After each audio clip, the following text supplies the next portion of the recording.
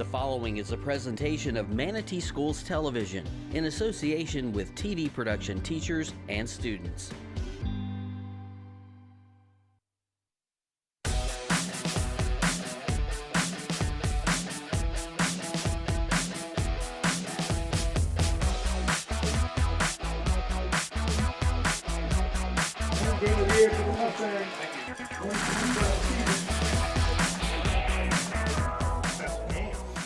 And you're looking at a live shot of the campus of Lakewood Ranch High School as we get set for the final regular season game of the 2025 season. As you see the field right there, Lakewood Ranch High School, as the Mustangs come into this game at 3-6 and taking on perhaps, Coach, the playoff-bound Bayshore Bruins, coming in right now with a 4-5 record, looking to get to 500 and incredibly host a playoff game potentially next week I think or 2 weeks. Even if they lose, I think they're going to make the playoffs. But if they win, they're in good shape to host in the first round as the 4 seed in their region.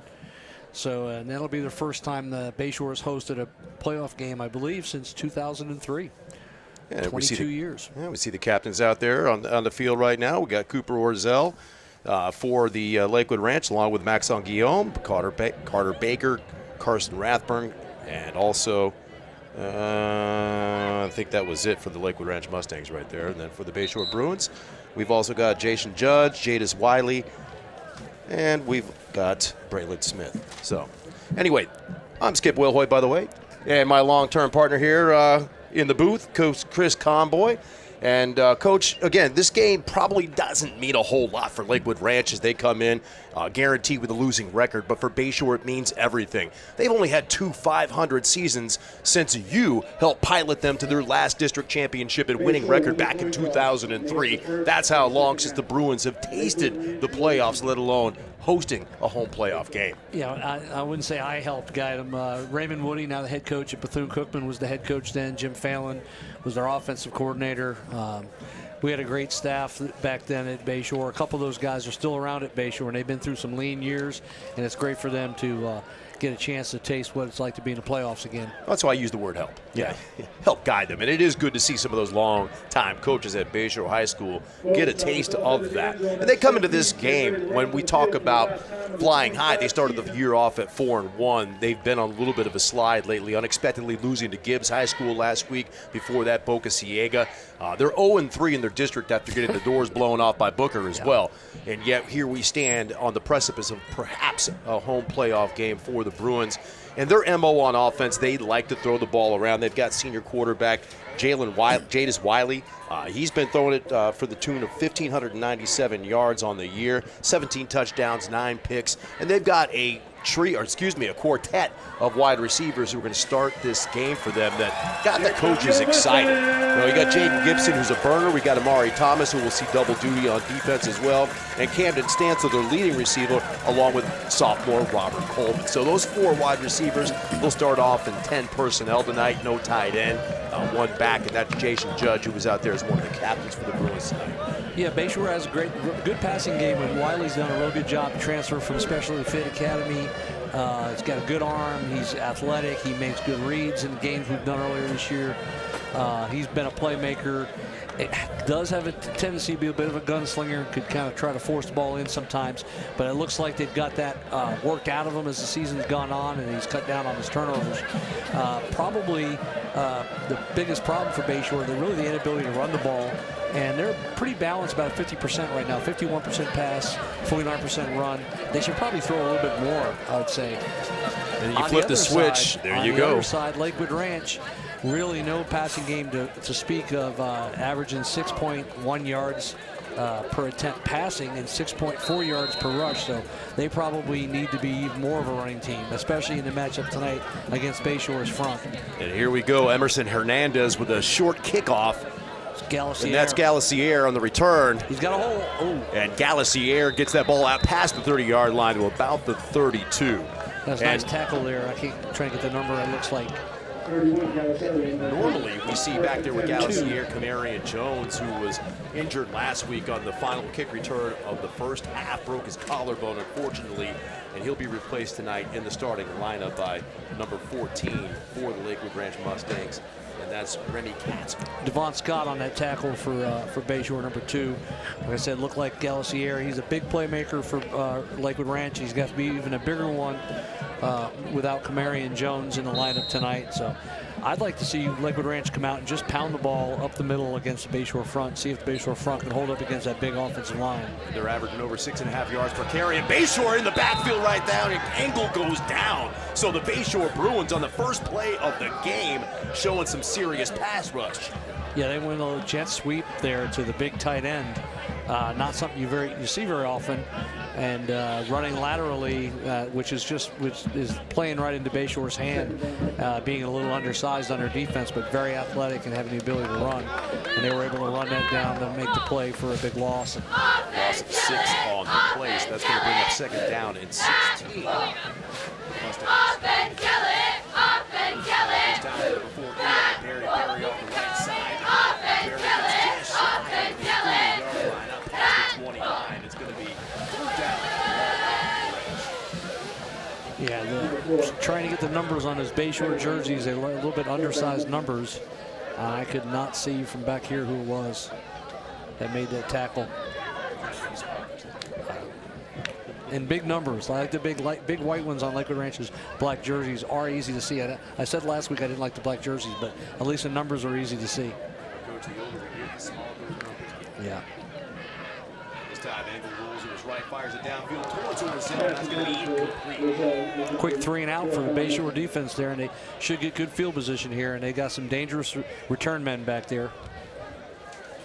For the Mustangs is going to be 55. Kalua Magno, and last week just did a fantastic job, averaged 42 yards on 4 punts. 55 Magno, that Mustangs. Matter of fact, we saw a little bit of a punt display between Parrish and Lakewood Ranch last week. Got Coleman and Stancil back to return the punt here, 2 men back. Coleman, a dangerous returner, a sophomore, as we mentioned. Stancil, the leading receiver, and that's going to be a low-line driver. That's going towards Stancil, and he's going to let that thing bounce. It does take a slight Lakewood Ranch bounce, and that's going to be inside the 25-yard line, about the 24, and that's where the Bruins are going to set up shop, first down and 10. Time for my obligatory rant about not catching punts that we have every week. Possibly about 7 yards there. It might have been more than that. I think the first bounce was in front of the 30, so I think it's more like 10 yards. But, you got to catch that. You got to come up and catch, especially if you have 2 men back. You got to come up and catch that. If you're That's the whole purpose for putting 2 men back. Right, and if you're worried about contact, you can fair catch it. You don't have to worry about getting hit. Just run up and fair catch it. You'd have the ball at the 32. That's a full first down you give up when you let the ball bounce usually. Sometimes more than that. So here we go, first down and 10 for the Bruins at the 23-yard line. And Wiley's going to hand that ball up. The judge of that day, he's going to keep that. And Jadis Wiley wide open, nobody in front of him. And he's going to be tracked down from behind. Galassier saves a touchdown. Judah Galassier saved a touchdown. Jadis Wiley faked the handoff, took it around the left side, and nothing but green grass in front of him. I don't know if we can see that again. We can pause that. Oh, we can't pause it there. That's a zone read. The quarterback is just reading the end, and he closed down on the dive. And the Bayshore is one of the only teams in the area that lets their quarterback truly read the option there. And you can see why it worked out so well there. And that's why I mentioned him making good reads. We saw that early in the year in earlier Bayshore games that Wiley is getting pretty good at that. And off the Judge this time, up the middle, and Jason Judge is going to be inside the 20-yard line. Nice gain on first down, pickup of almost 5. And so Bayshore, with the MO of passing that we talked about coming into this game, starts it off with a couple of plays on the ground. Yeah, and if they can run the ball like that, that's going to set up that passing game and get guys wide open. So it's a good start for Bayshore. It's exactly what they would have hoped for. Getting a 3 and out and then getting a big play on the first play. Another 5 yards here. We've got a whistle down on the field right now, stopping the clock.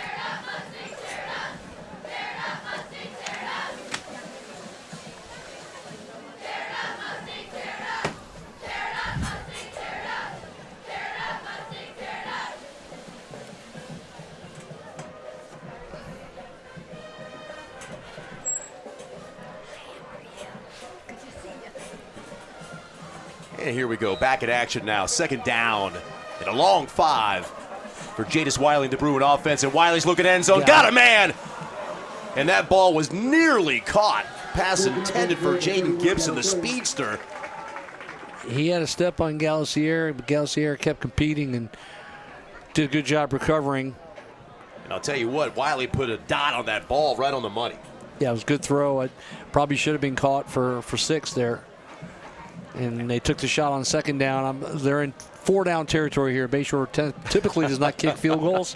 Have not attempted a field goal all season, have the Bruins. So we know it's 4-down territory, unless A. Sanders has got a secret soccer player he brought in during the week that we don't know about. But well, that lets you know that you don't have to get it all here on third down. They can play with that's why downs. They could take the shot on the second down play. And Wiley rolling out a little bit to his left, taking the shot in the end zone again, and a good defensive play that time. And it looks like that was broken up by number 20. And that's Ethan Storbeck. Yeah, the Lakewood Ranch Mustangs. It looked like Xavier Austin, number 8, was the intended receiver. We're going to once again having a hard time picking up those numbers. Had a step on the defensive back from Lakewood Ranch. Ball might have been underthrown. No, it was number 8. It was 8, Xavier Austin. He had a step or two on him, and the ball was a little bit thrown behind him, and the DB, once again, continued to compete and was able to recover and disrupt the play, and now you got a 4th and 6. And here we go. We called it, you called it, Coach. Not attempting that field goal, 4th down and a long 5 to go for the Bruins. And after 2 straight shots in the end zone, Wiley does it again. We got contact down there, and there comes the flag. Yeah, it was blatant holding all the way down the seam there. It looked like Stancil. They were trying to get the ball to Stancil going down the seam, number 7. The defensive back had a hold of his shoulder pad. And that's going to set up Bayshore with a 1st down and goal to go. Let's see what the call is, whether it's going to be defensive holding or pass interference. No, it's holding.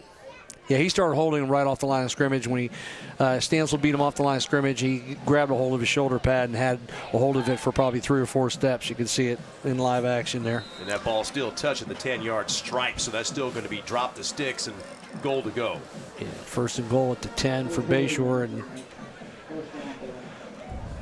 now we saw Bayshore open up with a couple of runs. Quarterback keeper on the first play of the game, then Judge. They got away from that run and just kept targeting the end zone. Let's see if they get back to the ground attack or if they keep throwing the ball here. They like to run like an out cut out of this tight, compressed bunch here. Now they go in motion this time and run the ball. And we got the fake. Wiley's going to keep it, cuts back against the grain, and he's going to be dropped. Maybe a pickup of a yard that time for Jadis Wiley. 2nd down and goal to go. Well defended. You know, Coach Canaan always used to talk about having a quarterback that was athletic enough to turn a bad play into a good play. And that could have been an 8 or 9 yard loss with a less athletic quarterback because it was defended well, and he was able to end up gaining a yard out of it and making a small positive out of it. So up front for the Mustangs, senior Reese Poole, Karsten Rathburn, Dawson Hable, and Eric Gamond. They were there to shut down Wiley that time. 2nd down and goal from just inside the 10.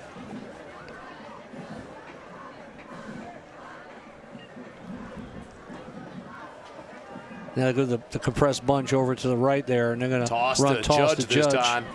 Judge going to be met. Nice job getting out of the first initial Great tackle. Run. He's still going. Still on his feet inside the 5 and down to the 4 for Jason Judge. And that's going to bring up 3rd down and goal from that spot. Well defended, and Lakewood Ranch should have had him in the backfield for a 2-yard loss, and Judge was able to break 2 tackles and turn it into a 4-yard gain and make it a manageable 3rd and medium. They were 3rd and 5, 3rd and goal from the 5. Once again, 2-down territory for sure. Doesn't matter how close they get, it's 2-down territory. Actually, it looks like inside the 5. You got to give your kicker a chance at the end of a ball game if you're down inside the 5-yard line. That's an extra point. They've kicked 15 of those this year. They can do it. We'll see. I think Ace Sanders will probably decide to go for it if they're inside the 5. Well, the benefit there is you pin the opposing team inside the 5-yard line if you don't make it. Here we go. 3rd down and goal for the Bruins. We got a little bit of movement coming across that line. No flag down, and Wiley's going to be dropped. And I still do not see a flag. It looked like we either good timing or offsides. Aiden Gitchow again with the big play, as we've seen him do all year long. When he came back last week, still making a big sack there. And that's 25. He's got 90-some tackles. Exactly, 92 tackles coming into this game and missed 2 games. Yeah. So he's going to end up probably with a 100 tackle season in 8 games, which is pretty impressive. And 11 tackles for a loss, a sack, forced fumble. Guys all over the place. Yes. So now here we go, 4th down and goal from the 15. And this is where you really wish, you invested in some field goal kicking right here. 'Cause 15 yards to go. Yeah, I think they're going to take a chance at the fade down to the left here. They got one-on-one coverage down here. You got Gibson to the bottom of your screen. That's where he's looking. He's Over the middle now. Stan almost picked off, but it would have been academic as Camden Stansel was the intended receiver, and the Mustangs are going to take over at the 15-yard line, 1st down and 10. So Bayshore knocking on the door, had a 1st down and goal, got inside the 5, it comes up empty. Yeah, it's better they knocked it down because on 4th down. Worse field position. Yeah, you're taught to knock it down on 4th down. Sometimes, though, guys don't do that. But it's instinctive to want to catch that ball.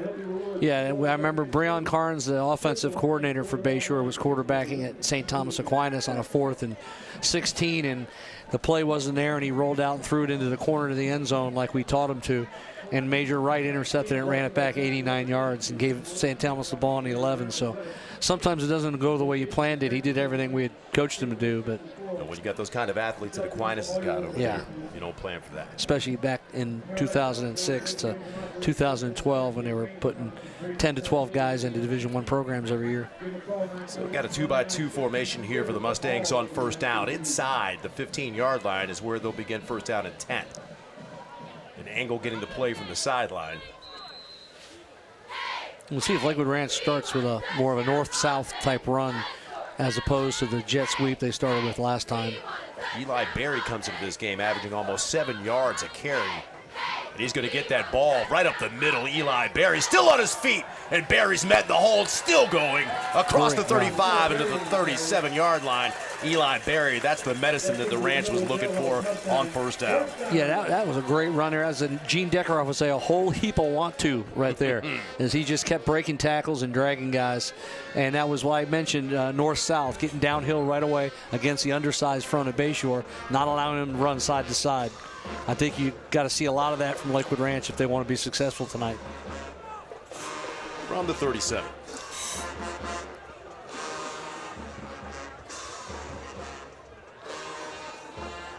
Looks like same play there. Again, Barry, this time the Bayshore defense up to the task a little bit, but look at the legs of Barry driving that pile forward. Again, a whole lot of want to. Whole heap of want to. Whole heap of. Sorry. Mean well, Gene Deckeroff would say. You could credit him. I credited him, yeah. That when the toe meets leather. That is a classic. And I have stolen that with my caught ball. Fire the cannons. Wait, we don't have cannons. We have a smoke machine, I think. You can even say fire the cannons on high school campus. You might get trouble for that.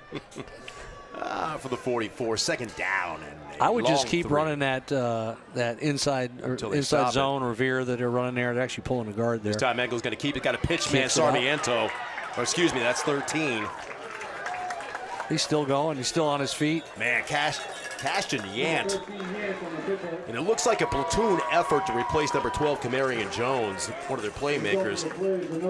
And that was the motion man that came around to become the pitch man in the triple option there. On the last 2 plays. Yeah, and well executed by Lakewood Ranch. Bayshore had nobody on the pitch man. You don't see a lot of triple option in high school these days, so a lot of defenses are not prepared to play dive quarterback pitch like you would have been back in the 80s or 90s, especially around here with John Sprague and Joe Canan running the option. Good coaching, and Barry again off the left side. And this time he could be, what? He's not. I'm sorry, he did not have that ball. Engel kept it. Got a gain of about 2. Got a little bit of glare on the press box window. I think he had to pitch there again. If he would have pitched it, he might have had a bigger gain than that. As it stands, it's going to be a pickup of 2 from the 45-yard line, 2nd down and 8. Bayshore threatening that line of scrimmage. Didn't come across.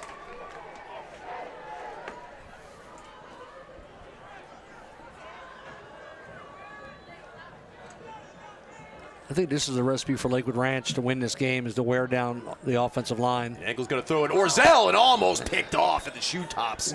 And that's what I've seen in 3 games this year, is they'll run the ball successfully, and then throw a tip ball for an interception. Amari Thomas was right there, couldn't react to the ball. Those Bayshore coaches call Thomas one of the best free safeties in the entire county. He'll see double duty, offense and defense.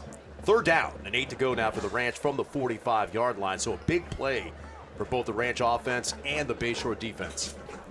It was eerily reminiscent of the Braden River game when Braden River got the 3 interceptions. 2 of them were on tip balls, similar to that, after a lot of success running the ball. Motion again. Hand off to Barry, and Barry's going to be bottled up that time by the Bayshore defense. Nice job of closing it down for the Bruins. It'll be a 4th and 6 here.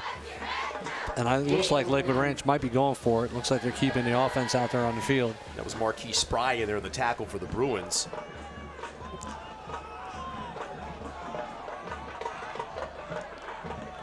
And here we go, 4th down, and 6. 7, long 6. I got exactly 6. You got exactly 6? Yeah. Got to get to 37, ball's under 43. Oh, bobbled snap by Angle. He recovers it. Under pressure, he's going to take off, and he's got enough for that 1st down as Angle scoots inside the 35, down to the 33-yard line. Once again, what did I say about a quarterback being a good enough athlete to turn a bad play into a good play? That was almost a disaster with the high snap, or bobbled snap, and then he was able to avoid the rush and get a 7-yard gain, get the 1st down, and that's the great benefit of having an athletic quarterback, a mobile quarterback. So a drive that began on their own 15-yard line continues for the Mustangs, now down to the 32-yard line. 1st down and 10. Barry in the backfield behind Engel. 2 receivers, 3 to the bottom of your screen. And Barry's going to get that ball. Tries to break through and does get off the initial tackle before he's brought down. Looks like he's going to be dragged down to maybe the 27, or do they give him forward progress? I think he's at 26 there. Just inside. He did not the go down. No. His knee never touched the ground, so that ball should be inside the 25-yard line. It should have been marked inside the 25, I agree. And we got a penalty coming now. It looks like they're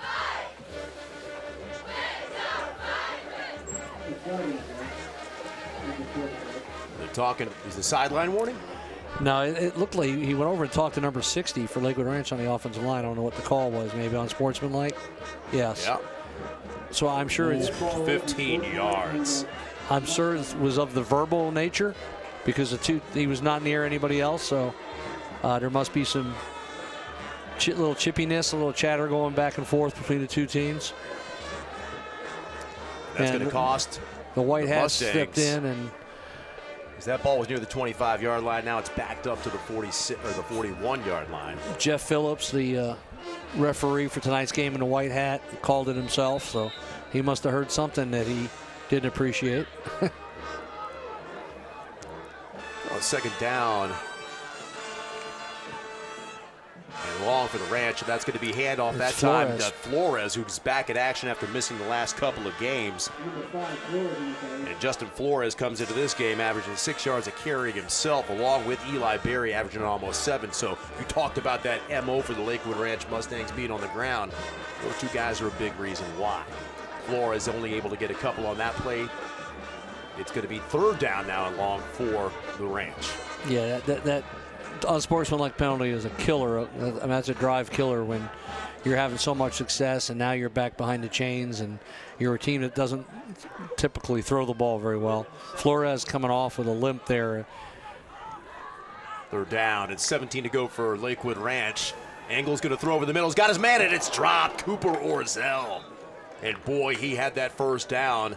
The senior playmaker not able to haul it in. Yeah, he might have scored on it. The safety was cutting behind him, going for the ball. If he's able to hang on, it looked like he's past everybody. He might be in the end zone.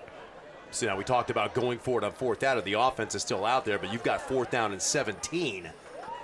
Hard to imagine they're going to want to go for this, but they're still out there, Coach. Yeah, I mean, if you punt it in the end zone, they're going to get it to 20, so you're going to gain 19 yards probably. And That you gotta punt this. Let's see what they can do. Angle. And we've got a flag down, whistle's blowing.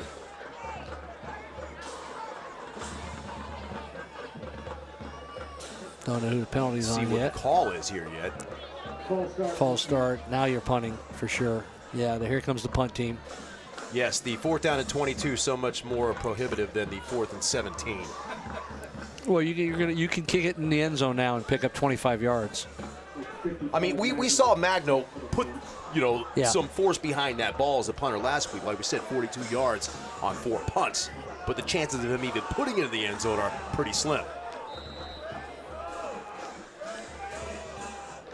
Last one, Bayshore got some pressure on Lakewood Ranch and thought they had a good chance of blocking it. Or they had an outside chance of blocking it.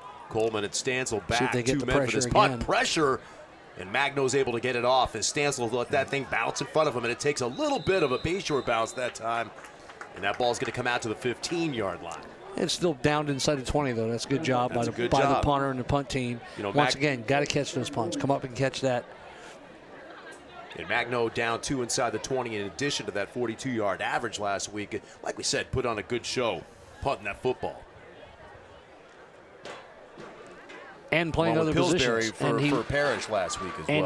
And he played other positions, too. We saw him play defense. We saw him go in as an H-back. So that's right. He played on offense and defense. yeah, and punted. So, Yes. yeah, that's Little linebacker. doing a little work there. Well, Bayshore from their own 15-yard line. 1st down and 10.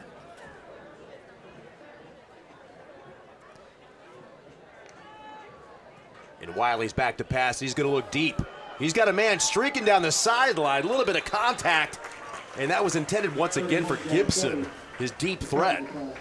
And Gibson started to pull away and put a little separation between him and the DB. And he's limping a little bit going back to huddle, too. So he may have a little And that was the tweak of the ankle there or something.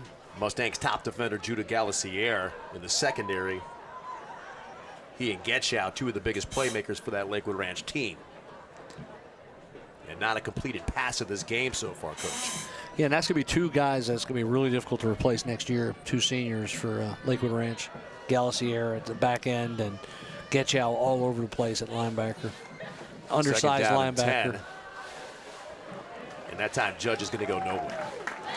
Lost a yard on the play, so Lakewood Ranch stiffens, and it's going to bring up 3rd down and 11 to go for the Bruins here, deep in their own territory. Yeah, And Carson Rathman there, a nice tackle, 92. Made a good play for tackle for a loss at TFL. It coaches at my imagination. We talked about not a pass being completed, but Bayshore's throwing the ball deep down the field nearly every attempt. Yeah, they have not done anything other than throw the ball down the field. Lakewood Ranch is coming up and lining up in press to take away the short coverage, short routes. Occasionally they bailed. Sometimes they played press, but sometimes they've bailed.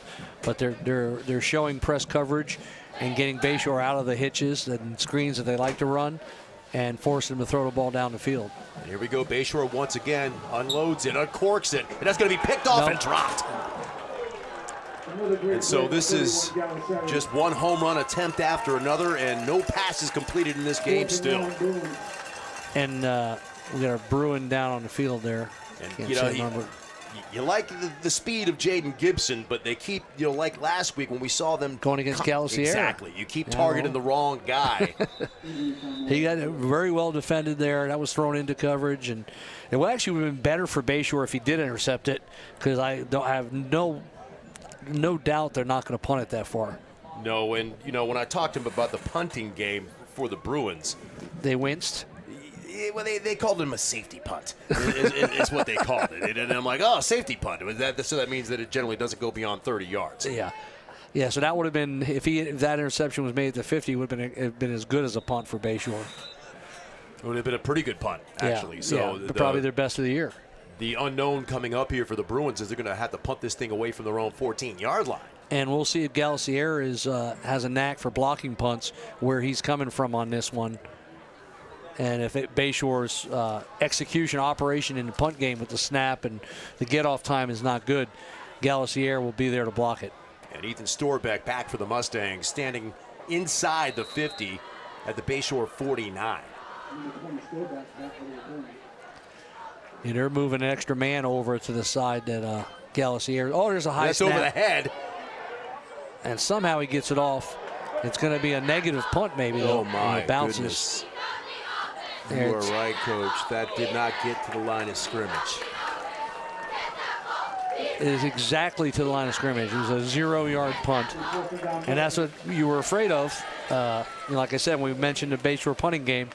And Coach A. Sanders winced a little bit. But Zell Winston, the punter. But he saved a safety there. But he may have given Lakewood Ranch a touchdown. That was a heck of an athletic play. Might have been better off letting it go out of the end zone and having a free kick from the 20 and give up the 2 points. I don't think that he knew he was going to punt a 0-yard punt when he did that. But the point's well taken. Yeah, we all had an idea after we saw how he had to kick running to his left. Is he even a left-footed punter? He kicked that with his left foot. I'm not sure if he is. So what amounts to basically a turnover for Lakewood Ranch here on first down inside the 15-yard line. Tight splits, going to be a handoff. That time it's Flores. Flores off the left side, and he'll get good yards on first down near the 5-yard line to about the 6. That's going to be close to a Lakewood Ranch first down. Another Bruin down. Another Bruin, yep. And they cannot afford. Yeah, they're not real deep. They're deeper than they've been in past years, but they're not real deep. That's going to take us to the end of the first quarter there. That will do it. Your score from Mustang Stadium on the campus of Lakewood Ranch High School. We've got goose eggs on the board all around. It's 0-0 Mustangs and Bruins. We'll be right back. Or not. There we go. Now that's a nice shot. We're not.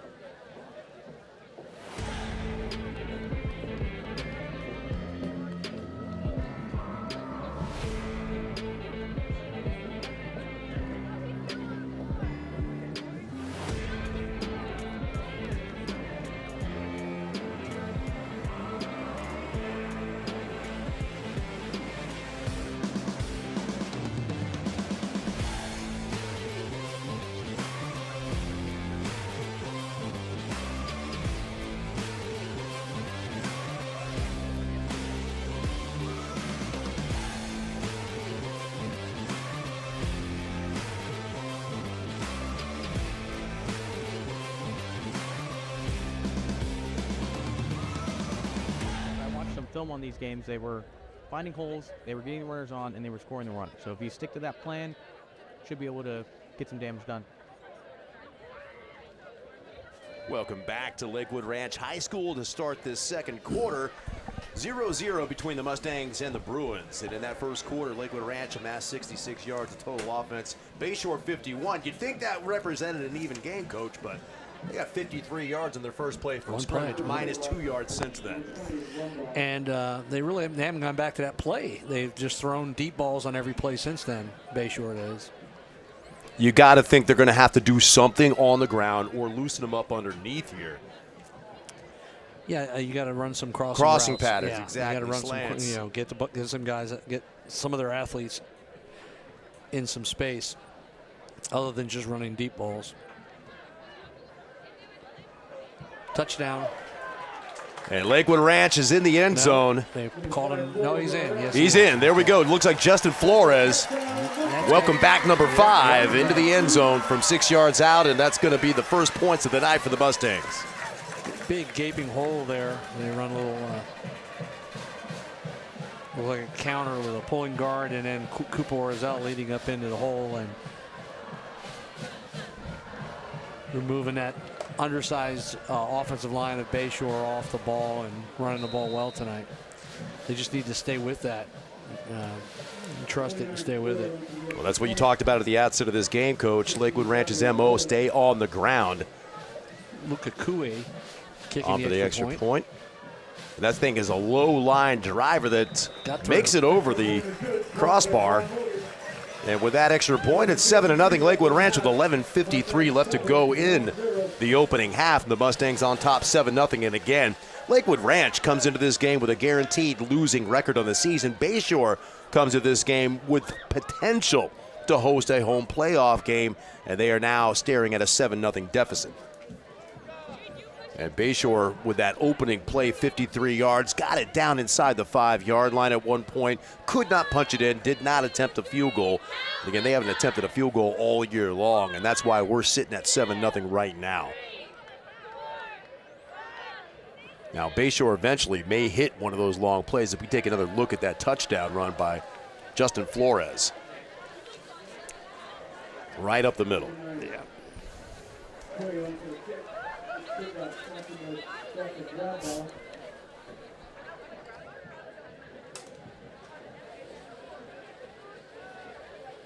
And now Coleman and Stancil back deep once again for the Bruins. Lukaku is set to kick this thing off. And that's a returnable kick to the 2-yard line. And it's Coleman. Coleman cuts it back into the middle before he's met by a brick wall and driven backwards at the 24-yard line. And that was number 33 for the Mustangs, Jackson Zachary. He's slow to get up there. Another Bruin on the ground. It looks like Coleman on the return. Yeah, it looked like it was Coleman. It never got up. And they could ill afford to lose him. The coaches are so impressed. Just a sophomore wide receiver.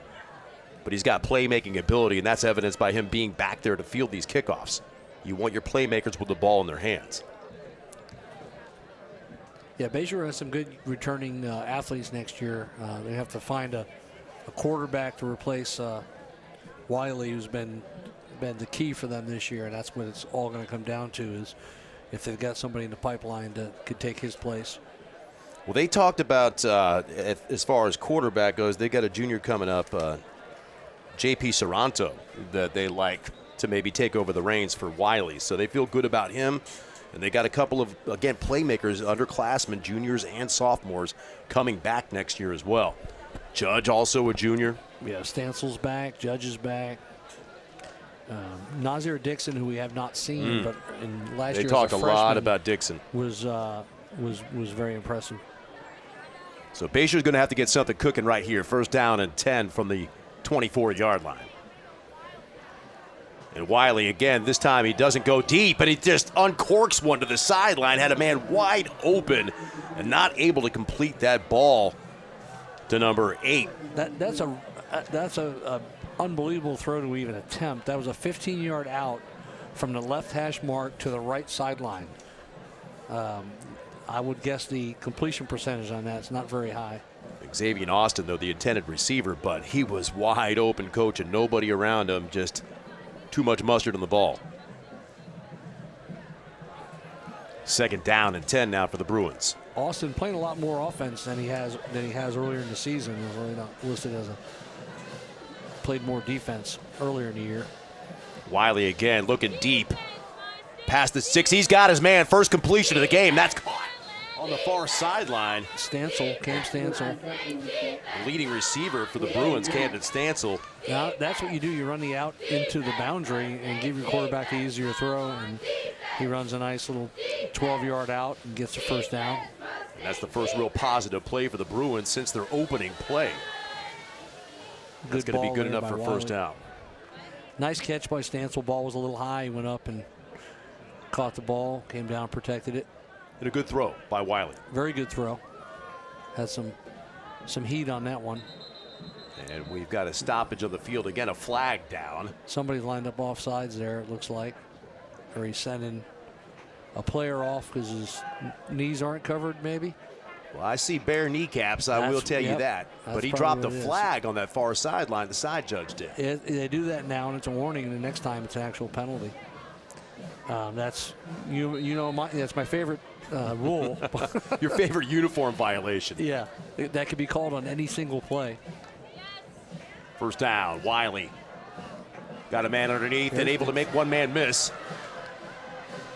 Nice job that time. It looked like that was Nasir Dixon, the guy we were just talking about. Yes. Did not see him at all in the first quarter, but now we get to see him here, and he's pretty electric when he gets the ball in his hands. So I mean, look for him to get some screens here maybe, or even a handoff, and he'll line up in the backfield. He's all over the place. Back-to-back first downs for the Bruins, and they sit perched right at midfield. So dare we say Bayshore on the move here, down 7-0, 11:08 left to go in the second quarter.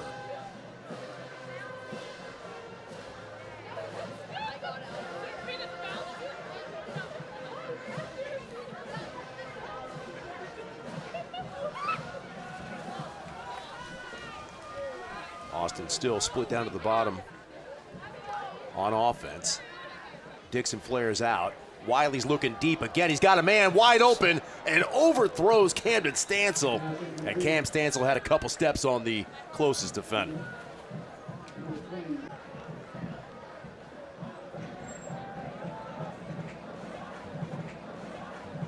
Yeah, they had the starting guy come off, and Bayshore changed the play and went right after him and threw a deep ball at the replacement that went in there and just happened to overthrow it. But I could see what they were thinking when they. Well, when you go deep, at least you're not targeting 31 that time. Yeah, well, and it was you could see they changed the play when they from what they had called originally when they took that player out. They reset and threw the deep ball there, trying to take advantage of the substitute being in the game. It's almost like Coach Sanders feels they're going to eventually hit one of those plays. You throw it up that many times, you got to come down with one of them. Second down now and 10 for the Bruins at midfield. You can tell it's a quarterback. Got a lot and of wide motion receiver, going on. Quarterback and a wide receiver calling plays over there with all these deep balls. Breon Carnes, the offensive coordinator, is the play caller. Coach Sanders does step in at times.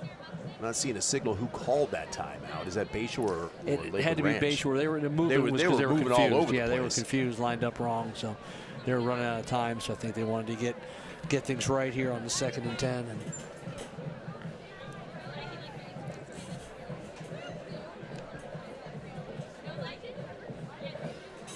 so here we are with 10:40 left to go. Timeout for the Bruins, trying to get something going here on offense with that ball at midfield.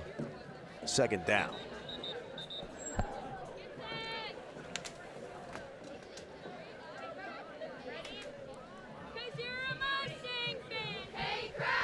There we go. It's like a whole new ball game out there right now.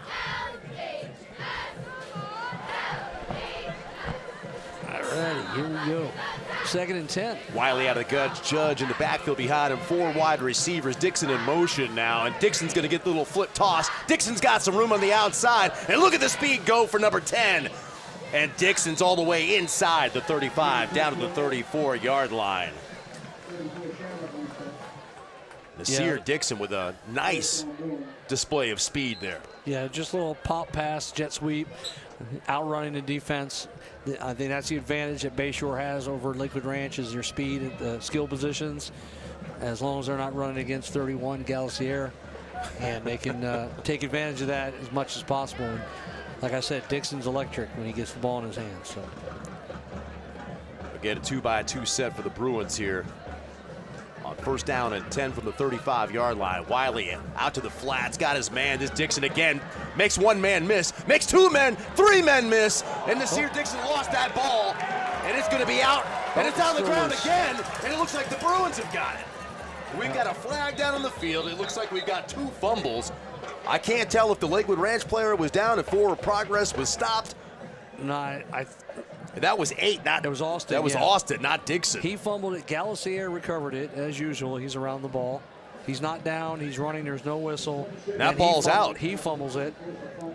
And then it looks like that should be a Bayshore recovery and 1st down for the Bruins. It should be a 1st and 10 because it was a change of possession. Yeah. Correct. But then we had a flag in the middle of it. That might have been Lakewood Ranch players starting to run out on the field to celebrate on a sideline or something, because the flag came over here by the Lakewood Ranch sideline. It might have been a warning.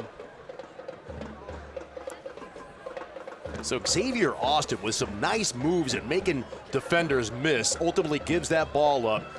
Galicier, the best playmaker in the secondary, gets it, and then he has that ball punched out, and it's recovered by the Bruins at the 38-yard line. This should be 1st and 10 for Bayshore. It does look that's exactly what it is, and we've got a flag down. We don't know what the flag is. I don't know what that is, but they're saying it's against Lakewood Ranch. I think he's just saying it was. I was just they had spotting it. possession. Okay. Maybe that flag was like a beanbag for the referee. So after all that, it is first down and 10 for the Bruins at the 38-yard line. Dodging a bullet, down 7-0. Wiley looking deep once again, wide open Dixon. Nasir Dixon down to the 6-yard line. First down and goal for the Bruins. That was an unbelievable adjustment. You can see the ball is thrown over his inside shoulder. He's looking outside. We're getting another shot at it right there. It's just a smash concept. You had the outside receiver running a hitch, Dixon on the inside in the slot running the corner route, and that ball was thrown inside, and he made a great adjustment to catch the ball. If he'd thrown it on the outside, it would have been a touchdown. It was wide open, blown coverage there by Lakewood Ranch. So now Bayshore from the 6-yard line, first down and goal, down by a touchdown.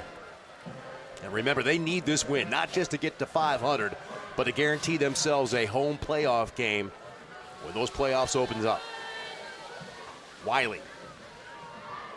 And he looks like a broken play, and he's going to keep that ball. We got a flag down in the field as Wiley gets it down to about the 3, but looked like he expected Judge to take that ball. Yeah, Judge went the other way. The quarterback turned to his left, the running back went to the right. It's a broken play. Somebody was wrong there, and then something happened down here with an offensive lineman, and Kawa Magno. Looks like a hold against the Bruins. Yeah, was getting held down at the bottom of your screen. So that's going to take Bayshore back 10. First down again, but this time from 16. the 13 or 6, excuse me, the 16-yard line. And boy, that one hurts Bayshore, but then again, it's not like they were going to run the ball into the end zone there. They're throwing it all over the field, and this gives them a little bit more space with their wide receivers against those defensive backs.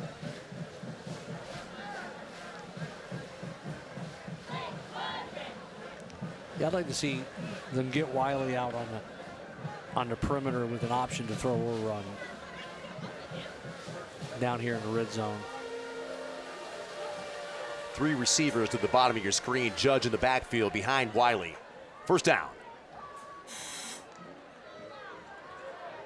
Wiley under pressure. He's going to get dropped inside the 25 at the 24-yard line. Nice pressure by Lakewood Ranch that time. Mason Kyborg, it looked like, got in there, number 49.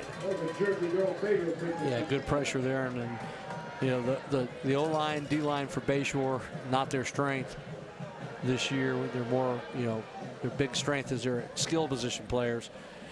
Yeah, the losses, when you see, look at the big losses that Bayshore had. They had 7 sacks against Booker, 6 sacks against Boca Ciega. Yeah, but down here in the red zone too, if you're the quarterback, you gotta have an internal clock, and by this time of the season, you should know it should be a pretty quick clock. And you gotta get rid of that ball, maybe throw it out of the back of the end zone, and save the yardage. Same formation for the Bruins here on second down, all the way back at the 24. Second and goal. Wiley's got a man. It's going to be picked off, and he's down at the 1-yard line. Judah Galassier saved the score, but Lakewood Ranch is going to take over at the 1-yard line. Trying to throw at him for some reason, and he continues to make plays.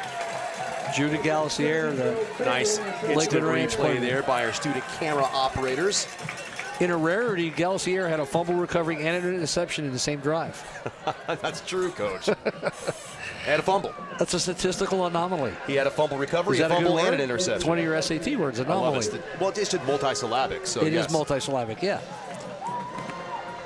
So Lakewood Ranch is going to take over that ball inside the 2-yard line, just outside the 1.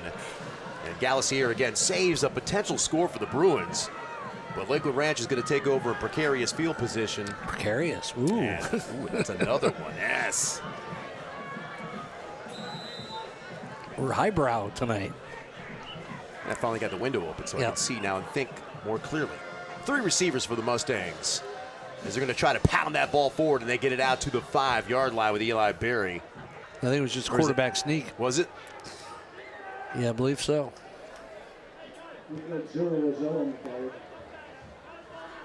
A safe play from your 1-yard line, and that gives the Ranch a little bit more breathing room. I couldn't see it. I couldn't down see there. it either. It's dark. The light's not real strong in that end. I think Cooper Orzel shifted over under the center and just ran a quarterback He does sneak. that from the H-back spot. He'll slide over and take a direct snap. I'm pretty sure that's what he did. Angle high snap. Nice penetration that time by Bayshore. It's like 77. 77. One of those guys going both ways. Braylon Smith for the Bruins. Big play there. Came shooting through. Penetrated and almost got a safety there. He's down to 1. But as it is, it's going to push Lakewood Ranch back to the 1-yard line. Maybe the 2 with forward progress and bring up 3rd down and long for the Mustangs. This is a big down for both squads. 6:37 to go in the opening half. I think if you're Lakewood Ranch, you just want to run the ball here and get some room for your punter, Magno, to try to get off another good punt. We got motion up front by Bayshore, and there comes the flag. And though you wanted some room for your offense, Coach, how about Bayshore gifting them 5 yards? And now it's a more manageable 3rd and 5. What a critical penalty for the Bruins. You had them bottled up, and you let them out. Well, they're not out yet, but you made it a little easier for them. I don't think it's going to change the mindset of the play call here. I still think Lakewood Ranch will run the ball here. Much more manageable conversion. No, they're going to throw it with Angle dropping zone. back into the end zone. Got a screen set up, and that's going to be complete and 1st down yards, and then some for Eli Berry. Good call. We take another look at that play. Missed tackles and just got lost in the wash. And Bayshore, critical penalty. Maybe didn't impact the play call that the Mustangs had on 3rd down, but it made it a much more manageable conversion. 6:03 left to go in the opening half. Yeah, they got a water break. 6-minute water break here. I didn't see one in the 1st quarter. I didn't notice that either. Maybe the first it's time only we saw even. that stoppage of clock, there was 25 seconds left to go. Maybe it's only even quarters after the first cold front comes through. I was going to say once it cools down and we got a little fall ball going. Great weather tonight. I don't know if we've mentioned that. We have not. We haven't had really an opportunity to talk about the weather. It looked like it was a little overcast to start the game. Maybe a little chance of rain. It sprinkled just a little bit. And the wind blowing. But it settled into a very nice, crisp fall evening. Looks like the wind has totally died down, and it's just a nice, crisp, cool evening, like you said. And it's good to get a little fall ball in before we call it a season here in 2025. And that was the first completion for Lakewood Ranch, and it was a critical one at that.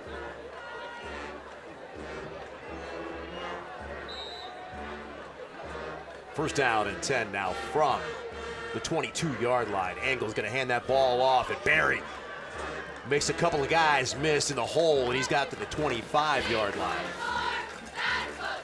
A lot of arm tackling by the Bayshore defense, and Barry's been able to run through some of them, or at the very least, he's getting thrown forward for an extra 3 or 4 yards. He's done that a couple of times. Yeah, yes, probably 4 or 5 times already, and seems like you see a lot of grabbing by the defenders, and not. Hand off this time, and that's time the Bayshore Bruins are there to respond. 3rd down now coming up. Braylon Smith that time, not grabbing there, shoulder to him. Good hit, make the play there. 3rd down, Mustangs. Yeah, 3rd and 3.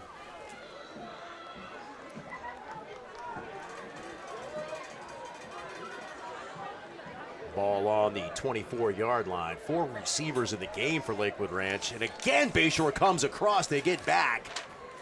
They must not have crossed, because you can't get back in high school. That's going to be a handoff to Barry, and Barry easily past the sticks and still on his feet out past the 40-yard line. Eli Berry still going to the 44-yard line. Great effort. Whole heap will want to. I was just about to say it, a whole heap will want to. He's just, and you can see there's the arms tackle I'm talking about. A lot of reaching and grabbing there. And Barry's just running through those arms or dragging people for an extra 10, 12 yards there. So when the Bayshore defensive line is able to, stand their ground and get penetration, the defense looks good. When you get past that defensive line, watch out. Yeah, the second level has not been very physical tonight. 61 yards on the game so far, 11 carries, and that time, good job. Engel wanted to get rid of that ball. He's down.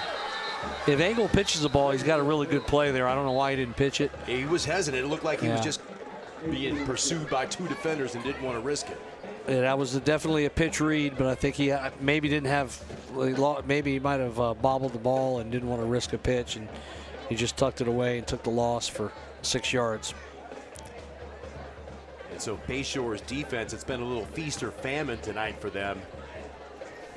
Several plays in the backfield, several more for no gain, and several that have been busted for big plays for Lakewood Ranch. Angle rolls out to his left. He's got a man downfield, and that's caught, almost caught, dropped.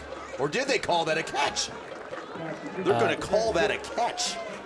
Austin Cook. It popped up in the air. I don't know if he might have got underneath it and caught it before it ever hit the ground. See if we can tell on the replay here, but this could be down low here. His knees down, so they might be calling it a catch right there, and then the ball pops up. Yeah, I guess they're ruling a catch, saying he was down. And that's an interesting call. 3rd down now for Lakewood Ranch at the Bayshore 49. Might be a little break for Lakewood Ranch, see if they can take advantage of that and eat up some more clock here in the first half and put another score on the board. Lakewood Ranch excellent on 3rd down conversions so far, especially on this drive. Huge easily hole. Again, Barry with no problem picking that up. Hole you could drive a truck through. The whole left side of the offensive line was 7 yards downfield, just mauling Bayshore defenders there. You know, we talked about Bayshore's defense making some plays in the backfield. None of them have been on 3rd down. Now, the Bayshore Riverview, the Lakewood Ranch offensive line could take charge of this game right now. Remember, Bayshore's got a couple of linemen going both ways, so it's going to hurt them on both defense and offense. Yeah, and it was not a strength in the matchup going into the game. No. There's Barry another left huge side. hole. Huge! And again, Barry running through down arm to the tackles. 30-yard line and still on his feet. He's a hard man to bring down tonight. Number 4 is inside the 35 to the 34-yard line. First down for the Mustangs. Great run there. Great run by Barry, the junior. And this Bayshore defense just looks gassed. 2:22 left to go in the opening half. They're going to bring this thing back. Did not see the flag. Holding against the Mustangs. So a big play by Eli Berry is going to be negated. I think they got the left tackle on that one, but I didn't think it was that bad. It was kind of play. Like I said, you can call that on any play, holding type thing. Bayshore is going to get this ball first in the second half. That's a big penalty there, though. I'd lose about 25 yards on the penalty. Angle is going to be under pressure. Another screen pass. Dangerous to Cooper Orzel. Orzel battling his way back into Bruin territory inside the 45 to the 43-yard line. Yeah, that was a lot of traffic in there, and it was kind of red there by Tell you what, if Brandon 55. Richards is paying attention, Yeah. he might have had himself a pick. And quarterback Angle had to jump to deliver the ball there with the defensive lineman coming down on him. But it's a good chunk back for Lakewood Ranch, back into Bruin territory. 2nd down and 11. Handoff Flores. Flores with a hold. He's stuffed in the hole after a pickup of a few yards. That's how you make a tackle there at linebacker. There was no arm tackling there. That was Markel Spry was in there as well. It looked like, was that Austin in there as well? I believe it was Austin 8, yeah. Because in the beginning of the year, he played a lot more defense than offense. He's playing a lot more offense as the year's gone on. So Bayshore, again, they'll get that ball first in the second half. We've got a $1:31 left to go in this quarter. It's 3rd down and 7 for the Lakewood Ranch Mustangs at the 40-yard line. This is a big down for both teams. Again, a 7-0 ball game. And if Bayshore has got any hopes of it hosting that home playoff game, they've got to stand tall here. Yeah, and Bayshore will get the ball in the second half, but Lakewood Ranch could eat up the rest of this first half and put some points on the board. They've been looking real good going into the second half. Bayshore's got to stand tall here on 3rd down. 14 plays on this drive so far. And Angle's going to roll out to his right. He's going to take off. He's going to throw that ball. Dangerous throw again. Incomplete. That's going to be 4th down now for the Mustangs. And let's see what they decide to do here with 1:26 left to go in the half. Kind of dangerous to go for it here, Coach, with such little time left. Yeah, I would have looked at that as 4-down territory and run the ball there on 3rd. Try to get 6 or 7 of it and then get a short yardage play. Boy, Because now if you throw an incomplete pass, you're going to turn it over at the 40. with This is 1:20 a left. Gutsy call by Coach Paravicini to go for this. Let's see if they try to get him to jump and make it a more manageable situation. Bayshore almost jumping off sides once and has done it already. It's going to be a play call, and Angle's got it throw, and that Bayshore defender wanted to go up for it, but decided to pull it down. Couldn't have caught it anyway. And like we just said, Coach, Bayshore now takes over at the 40. Yeah, give him the ball at the 40 there. I think I would kick that away, and like I said, third down was the call, I think, where they should have run the ball. You wouldn't be looking at 122 at the very least. If you don't get the first down, you'd be giving them the ball with 40 seconds left. I mean, we talked about Magno last week doing such a great job punting, down 2 inside the 20 in addition to that 42-yard average, and not even giving him an attempt there. And Bayshore will take over with a chance to double up on their possessions. Yeah, the chance to get 2 for 1, like we said, we talked last week, went in at middle 8, last 4 minutes of the first half, first 4 minutes of the second half. If they can get a score here and tie it up and then get the ball coming out in the second half, they'd be, the way they've gone today, to be tied at halftime would be amazing. And Bayshore looks like they don't have enough players, or no, they got 11. Yeah. No, they don't. They don't have a running back. Here he comes. All right. So, Deshaun Judge. Yeah, they didn't have a running back in there. They were trying to go empty. And he'll line up at the number 2 spot outside. And that's going to be a pass by Wiley. Complete. Nice catch. Nice grab that time by Coleman. And he's out across midfield into Lakewood Ranch territory at the 48-yard line. Bayshore on the move, first down. 1:17 left to go in the opening half. If you had the field goal range line that they have on the network games, where would you put it on this drive? The 11. No, 2. I got to get a little bit of credit. It's got to be an 15 extra points. But your point's taken, Coach. They haven't tried a field goal all year. Yes. So the chances of them trying one tonight are slim and none. But we'll see. Never know. Maybe, like you said, time's running out.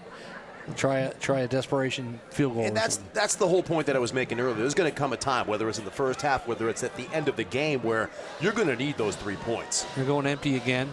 Same formation. Delay a game. Boy. You don't want that in a hurry-up situation in the game. Clock was stopped, but nonetheless. Did they get a timeout in before? No. I don't know where the Bayshore offensive line was running off the field. Like there was a timeout called, but. That's going to move the ball back to the 47-yard line for Bayshore. The down and distance, not a huge factor as much as the clock. Well, 117 should be plenty of time with timeouts and the ability to spike the ball and all that. In high school, first down, the clock stops. But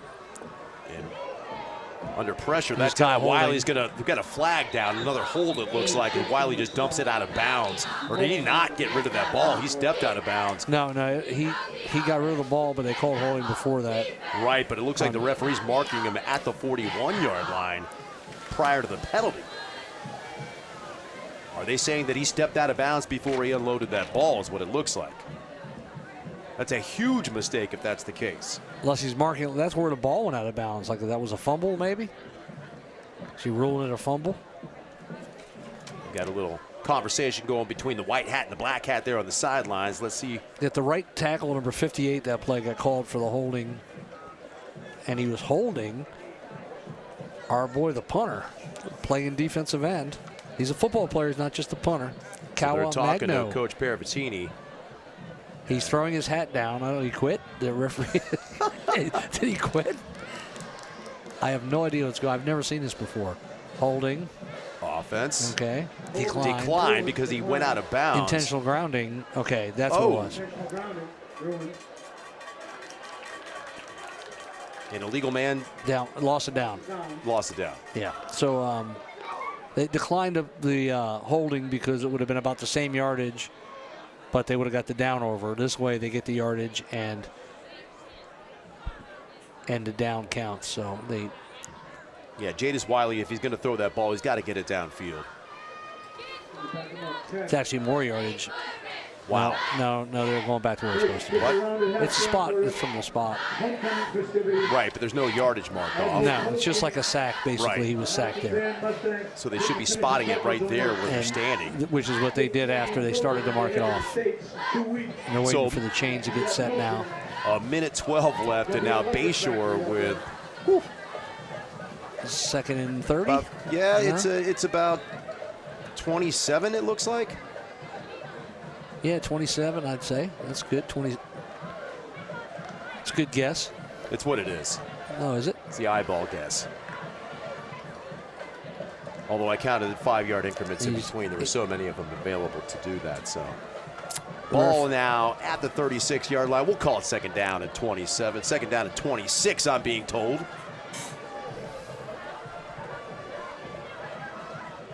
And Bayshore. And clock should start right here after that penalty. What looked like a promising drive to maybe end this half is just disintegrated. Snap.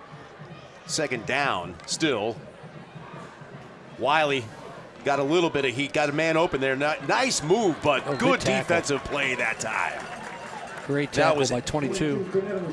Was that 22? 22. That's Chase Cornett. Yeah. Sophomore nice defensive back, sometimes playing outside linebacker. That looked like that was going to be a play. Get a ball to an athlete in space. It looked like he threw a little shake and bake on him. He made a great open field tackle out there. Hold him to a 5-yard gain. Third down for Wiley.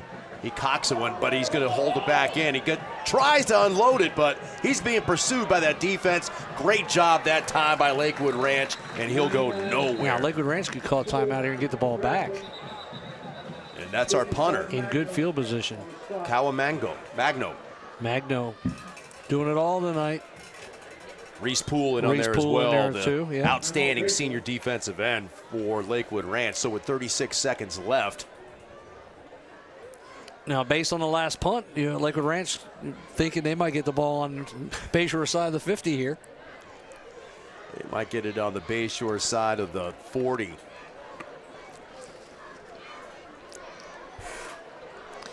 .36 seconds. That would give them enough time to get a first down or two and kick a field goal, maybe add to their lead. Or you think Bayshore's going to go for it here? It looks like they got their offense on the field. Well, I mean, we saw the last punt, Coach. There's that. You get to that point. We talked about this last year at a Bayshore game. Yeah, we did. You get to that point where if your punts aren't going 5 yards, you might as well go for it. But they've got Emerson Hernandez on, number 44, to punt this thing away. No return man for Lakewood Ranch. You see 20 coming on late there. Ethan Storbeck, who's been their return guy, but he's not going back deep. Now he is. But, of course, he's not going to go back too deep. I wouldn't go back that far. We have another odd snap and a somewhat of a rugby kick, if that's what you want to call it.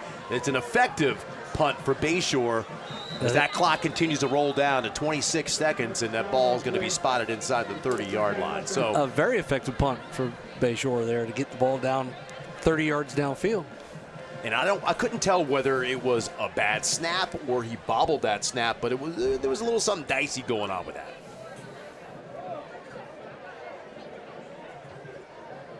Now back here at your own 25, 26 seconds. They've run a couple of screens that look good. I wouldn't mind maybe one of those screens and see if you pop something and get a first down on the first play. Then you can go hurry up. I think you've really got to try that if you're Lakewood Ranch, just to see what you can get on first down. If it's not successful, then you can go ahead and run that clock out. Bayshore, nice penetration that time by the Bruins. Outstanding job. And it looked like that was maybe Brandon Richardson in there for the Bruins, number 55. Yeah, there's somebody else at the bottom there. I'm going to go with Markel Spry. Okay, Marquis Spry. I think it was 3. We got Marquis Spry, number 3, and Markel Spry, number 33. And Lakewood Ranch is going to run out of time there. They were trying to hurry up, but that's going to do it for the end of the first half. Your score from Lakewood Ranch High School Mustang Field is the Lakewood Ranch Mustangs 7. In a do-or-die situation for the Bruins, nothing. So we're going to go ahead and take a break right here, and we're going to leave it to the sounds of maybe the halftime show. I'm assuming we have bands. I don't see any bands coming out, so I don't think there will be, but we'll just take a break. All right, well, if there's no entertainment, no bands, we'll take a break. Why don't you guys do the same, and we'll be back in just a little bit for the second half and set that thing up for you.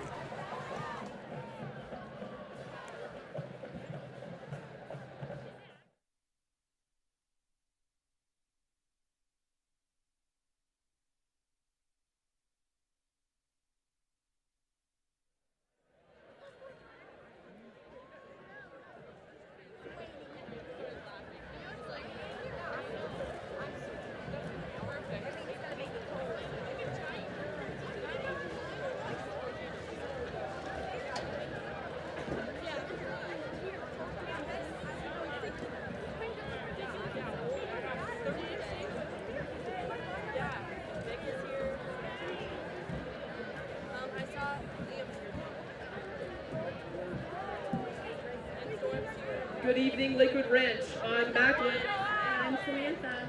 Thank you for attending this year's homecoming football game. Tonight, we will be introducing you to the nominees of this year's homecoming corps.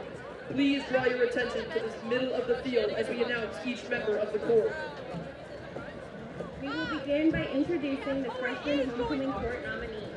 First for the freshman class is Anna Mendez Garcia, who is being escorted by Michael Garcia. Anna is involved in several clubs, including Heat Club, SWAT, and Marine Conservation Club. She enjoys cooking, baking, volunteering, and spending time with her friends.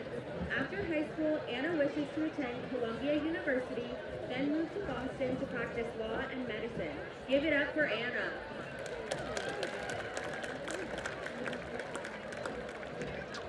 Next up for our freshman class is Isabella Lawton, who is being escorted by Will Russell.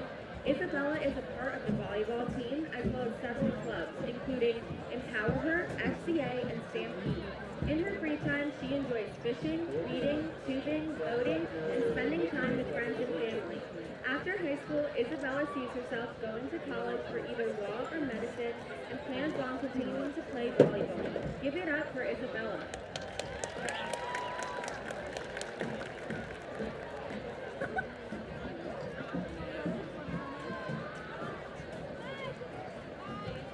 Last for our freshman class is Ainsley Elwa, who is being escorted by Holden Clark. Ainsley is on the JV cheerleading team and a member of Stampede, FCA, Key Club, and Debate. In her free time, she enjoys traveling and doing competitive dance. After high school, Ainsley is planning on attending one of the SEC universities where she intends to pursue a degree in finance or economics. Give it up for Ainsley. Next, we will be announcing the sophomore homecoming court nominees. Starting off our sophomore class, we have Kaya Fernandez and Philip Quinn. Kaya is on the softball team. In her free time, she enjoys hanging out with her best friend and playing softball. After high school, Kaya sees herself attending college and playing softball. Kaya is accompanied by Philip. Philip is a part of the track and field team and cross-country team. He is also involved in Key Club, Stampede, Lakewood Leaders, and FBLA. In his free time, he enjoys making YouTube videos, editing them, and taking photos and videos. After high school, Philip is hoping to attend UCLA to pursue a film degree. Give it up for Kaya and Philip.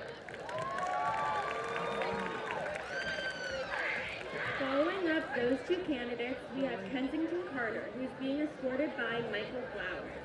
Kensington is currently on the girls' flag football team and in JROTC. In her free time, she enjoys spending time with friends, painting, listening to music, and exercising. After high school, Kensington plans to become a combat medic and as a psychiatrist as well as being a writer. Let's hear it for Kensington. Next up for our sophomore class is Gavin White, accompanied by Maddie Goodwin. Gavin is involved in several sports, including cross-country, track, and swimming. Some of his favorite hobbies outside of school are weightlifting, running, swimming, and reading. After high school, Gavin plans on attending college, pursuing either engineering or science. Give it up for Gavin. For our final sophomore candidates, we have Millie Harvey and Sam Fry. Millie is involved in both FCA and Empower Her here at Lakewood Ranch.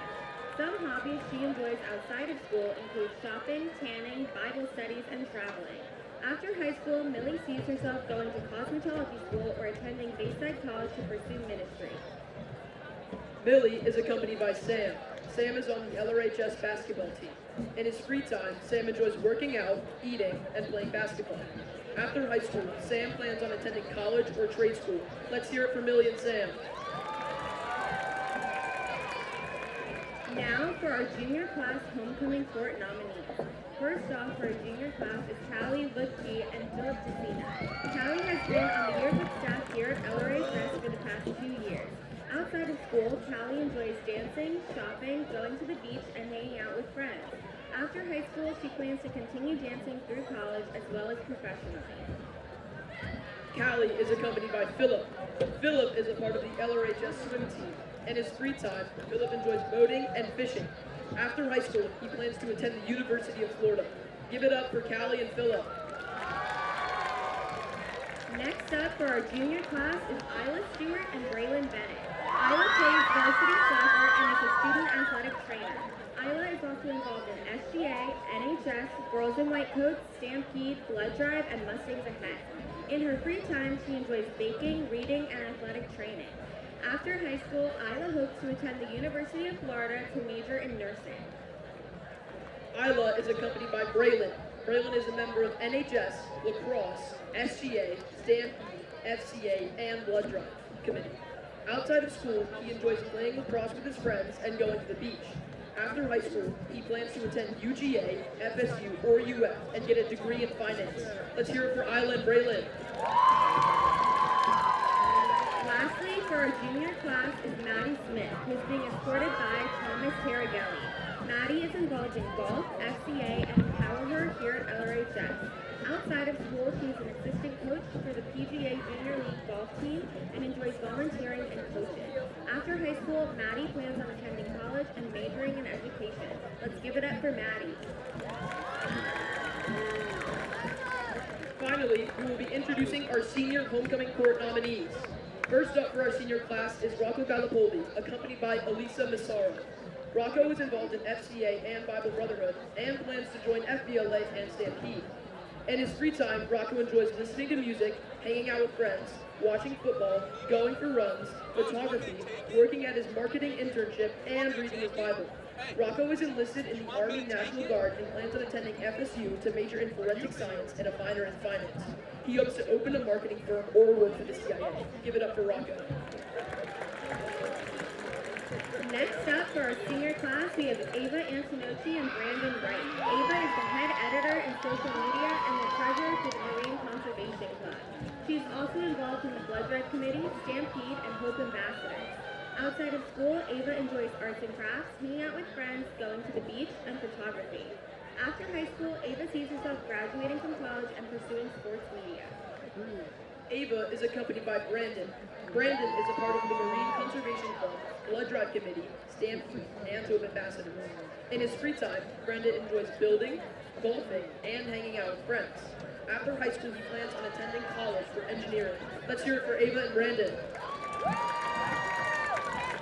Next up, we have Abby Frint and Jackson McGill. Abby is involved in both the varsity soccer and track team, as well as being an athletic trainer. Abby is also a part of Girls in White Coats, NHS, and Hope Ambassadors. Outside of school, Abby enjoys reading, running, going to the beach, and spending time with family. After high school, Abby plans on attending a Florida college to become a certified athletic trainer with an orthopedic technician certification. Abby is accompanied by Jackson. Jackson is on the varsity football and track team here at LRHS. In his free time, Jackson enjoys golfing, running, and attending sporting events. After high school, he plans to attend SCF, then transfer to a four-year university. Give it up for Abby and Jackson. Lastly, we have Mariana Alvarez Cortez and Sam Lynch. Mariana is involved in indoor and beach volleyball, Girls in White Coats, NHS, and Mustangs Ahead. In her free time, Mariana enjoys going to the beach with friends, watching movies, and playing volleyball. After high school, Mariana plans to go to college for nursing. Mariana is accompanied by Sam. Sam is a part of SGA and weightlifting and is the president of Stampede. Outside of school, Sam is a wildlife leader and enjoys going to the gym, playing guitar, attending Young Life, and boating. After high school, Sam plans on attending college to study psychology. Let's hear it from Mariana and Sam. Now Now it's time to reveal your official 2025 Homecoming Court winners. We will begin by announcing your 2025 Freshman Princess. Your freshman princess is Ainsley Elwell. Congratulations, Ainsley. Please remain on the field for photos.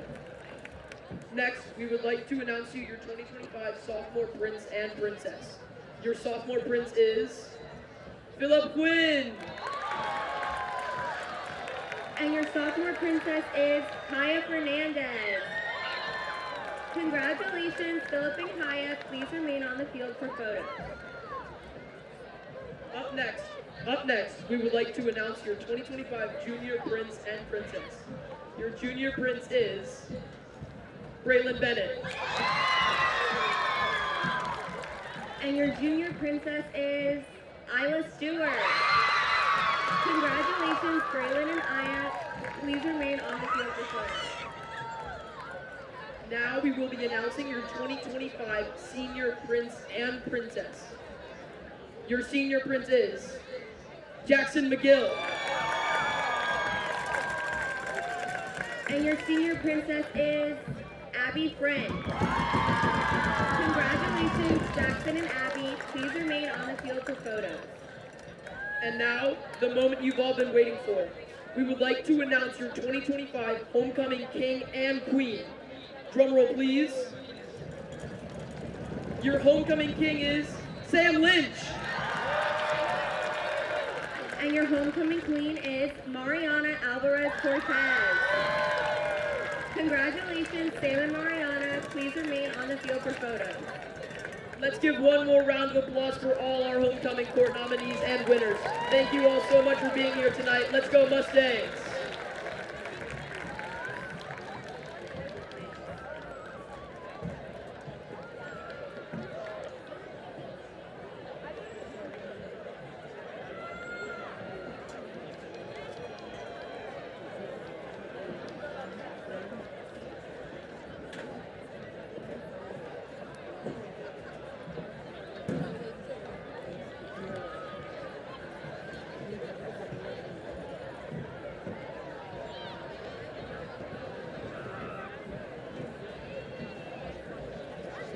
Great job by the Student Government Association.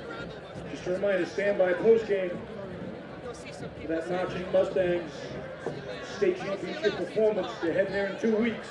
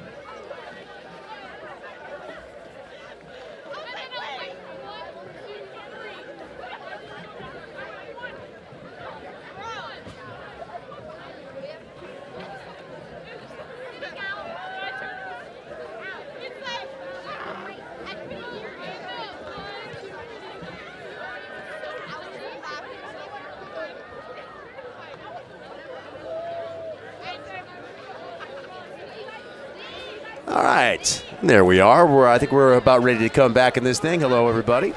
And we have a one-score ball game, Coach, here from Lakewood Ranch High School. It's the Mustangs on top of the Bruins 7-0.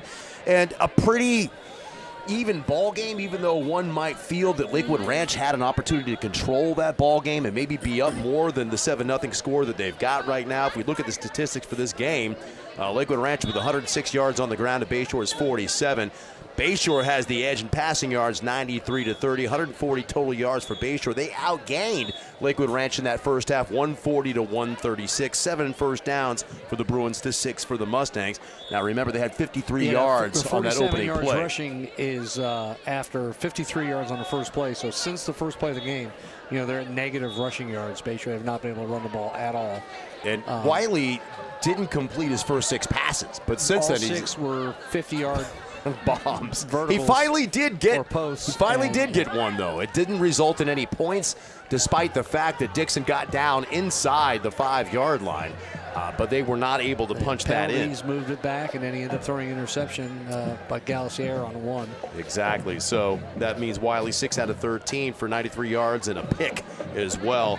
He also has 24 yards on the ground. But remember, again, as you just mentioned, 53 yards on that opening play. So he's been sacked and driven backwards since that time. So Bayshore had an opportunity right before the half to maybe put that ball into scoring range, but again, penalties driving the Bruins back, and they weren't able to cash in on that opportunity. But they do get the ball first here in the second half when we open up. Yeah, Bayshore has to come out in the second half and get the ball to their skilled guys on some short passes, get the ball out of Wiley's hands faster, maybe some shallow, some crossing routes, some quick screens to the receivers, hitches and outs. They threw a couple of later on in the first half. They got to get into that right away and get the ball into their skilled guys where they have an advantage against the Lakewood Ranch secondary. As far as Lakewood Ranch, they need to run the ball, like I said before the game. Run the ball.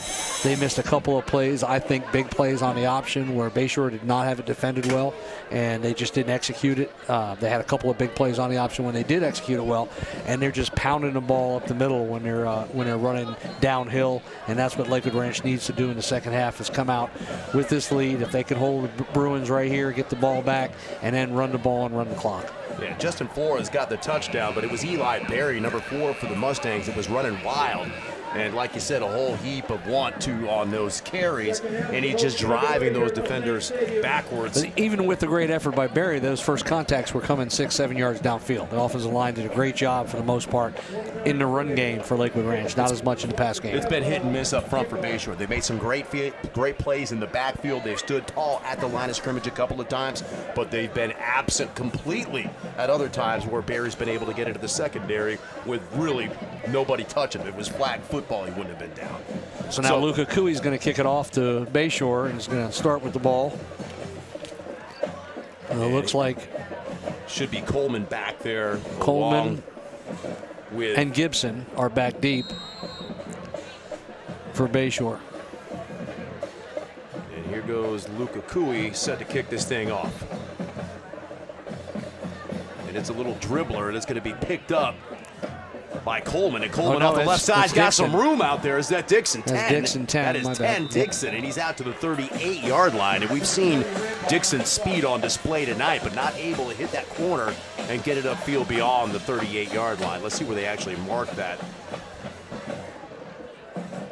Really good field position for Bayshore. They're starting off at the 37. But, Coach, like you said, they can't sit there and go downtown deep every time they throw the football. Yeah, They've got to throw it underneath. They got to get the balls to those skilled guys and let them make guys miss, get yards after the catch. You can have a 350-yard passing game without throwing the ball more than 10 yards when you have an advantage in your skilled guys over the other team's secondary, which I feel Bayshore has. So here we go, Jadis Wiley, the senior quarterback for the Bruins, calling for it. He's going to hand that ball off on first down to Jason Judge, and Judge with a first down on first down. And Judge out past midfield for the Bruins in a nice play and a nice gain on first down. Yeah, some positive yardage running the ball there. We hadn't seen much of that since the first play. Good run, good hard run there by Judge, running behind his shoulder pads. I think he caught Lakewood Ranch by surprise. And now they're going hurry up. First down and 10, indeed. A hurry up snap, and Judge again makes one man miss at the line of scrimmage and able to get positive yards. Pick up a 3 out to the 45-yard line. Good run, though, despite that penetration by the Mustangs. Yeah, actually might be 4. You're right. A little short of the second and 45. We'll call it 3.5. I trust your eyes better than mine. Bayshore went quick there, went hurry up, and Lakewood Ranch really wasn't lined up. Sometimes that can hurt you as an offense, confuses your offensive lineman on their blocking assignments if the defense isn't stationary, everybody's running around there. It will prevent the other team from getting a call in or substituting now. So second down and a log 6 now for the Bruins. Stancil going in motion. And he reverses back, a little orbit motion. He's going to be out there for a pitch. Oh, and it's a bad pitch by Wiley. And Mel Stancil can't get on the ball. And disaster strikes for the Bruins off a terrible pitch attempt by Jadis Wiley. And really not in a good position to receive the pitch was Stancil. Eric Guimond on the recovery. Yeah, that was bad right from the beginning. Poor pitch relationship between the quarterback and the back, and then the pitch was bad, and then Stancil couldn't fall on the ball.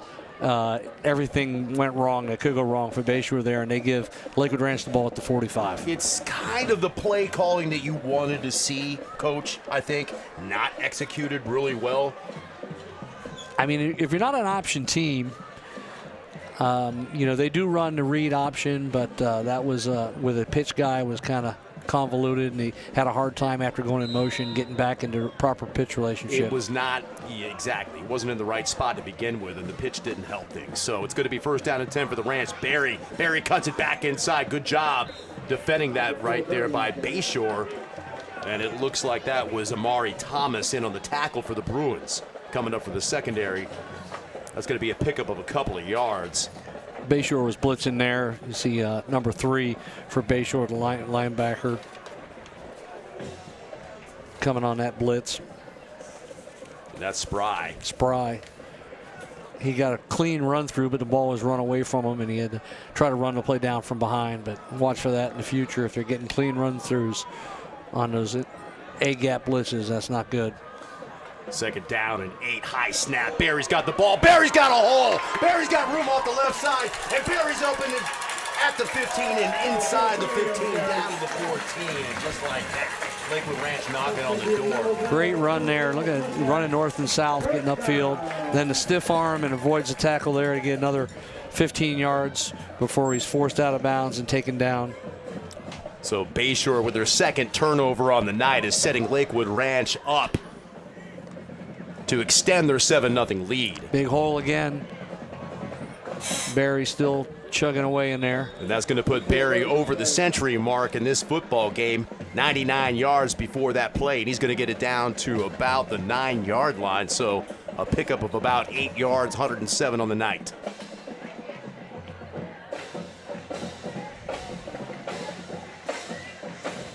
Second down now and about 3.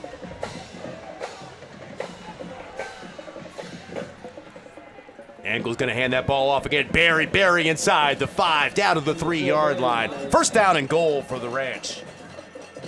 Yeah, first and goal. And Lakewood Ranch just needs to keep doing this. And right now the White Hat's talking to number 60 for Lakewood Ranch, who got the penalty earlier for unsportsmanlike. And it looks like he's giving them a little warning. There was some talk going back and forth between the base. That's senior Brock Thompson, number 60, the right guard. Got to keep that between the whistles. At that time, great penetration by Spry and able to drop Barry in the backfield for a loss on the play. Yeah, Bayshore's just running their linebackers through every play now to try to stop this run because they know what's coming. Yeah, and their front, they know their front cannot hold up to that Lakewood Ranch offensive line. And that's when you get that is when the time you want to run the speed option. And if you get run throughs the A gap and pitch off the end man on the line of scrimmage. And that's going to bring up second down and goal now. Ball spotted back outside the 5, just outside the 6-yard line.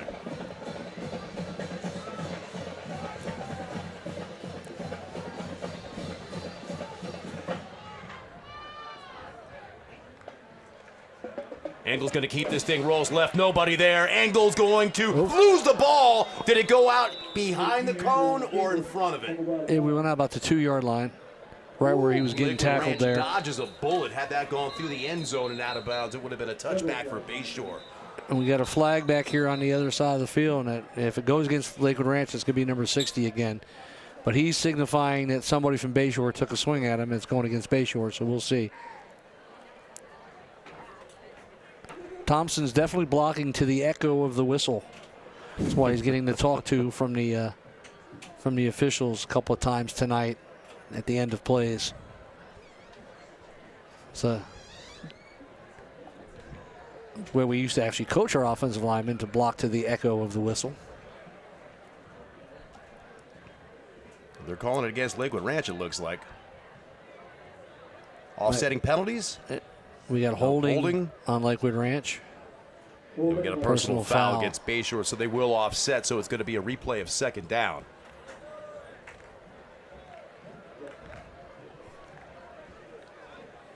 So spot that ball back outside the 6 again, and let's do it over. On the bootleg there, the fake to Barry, if they had given him the ball going to the right, he would have walked into the end zone. There was no contain out there for Bayshore, and Cooper Orzel was the H-back, was leading the block out there. And we got another stoppage out on the field.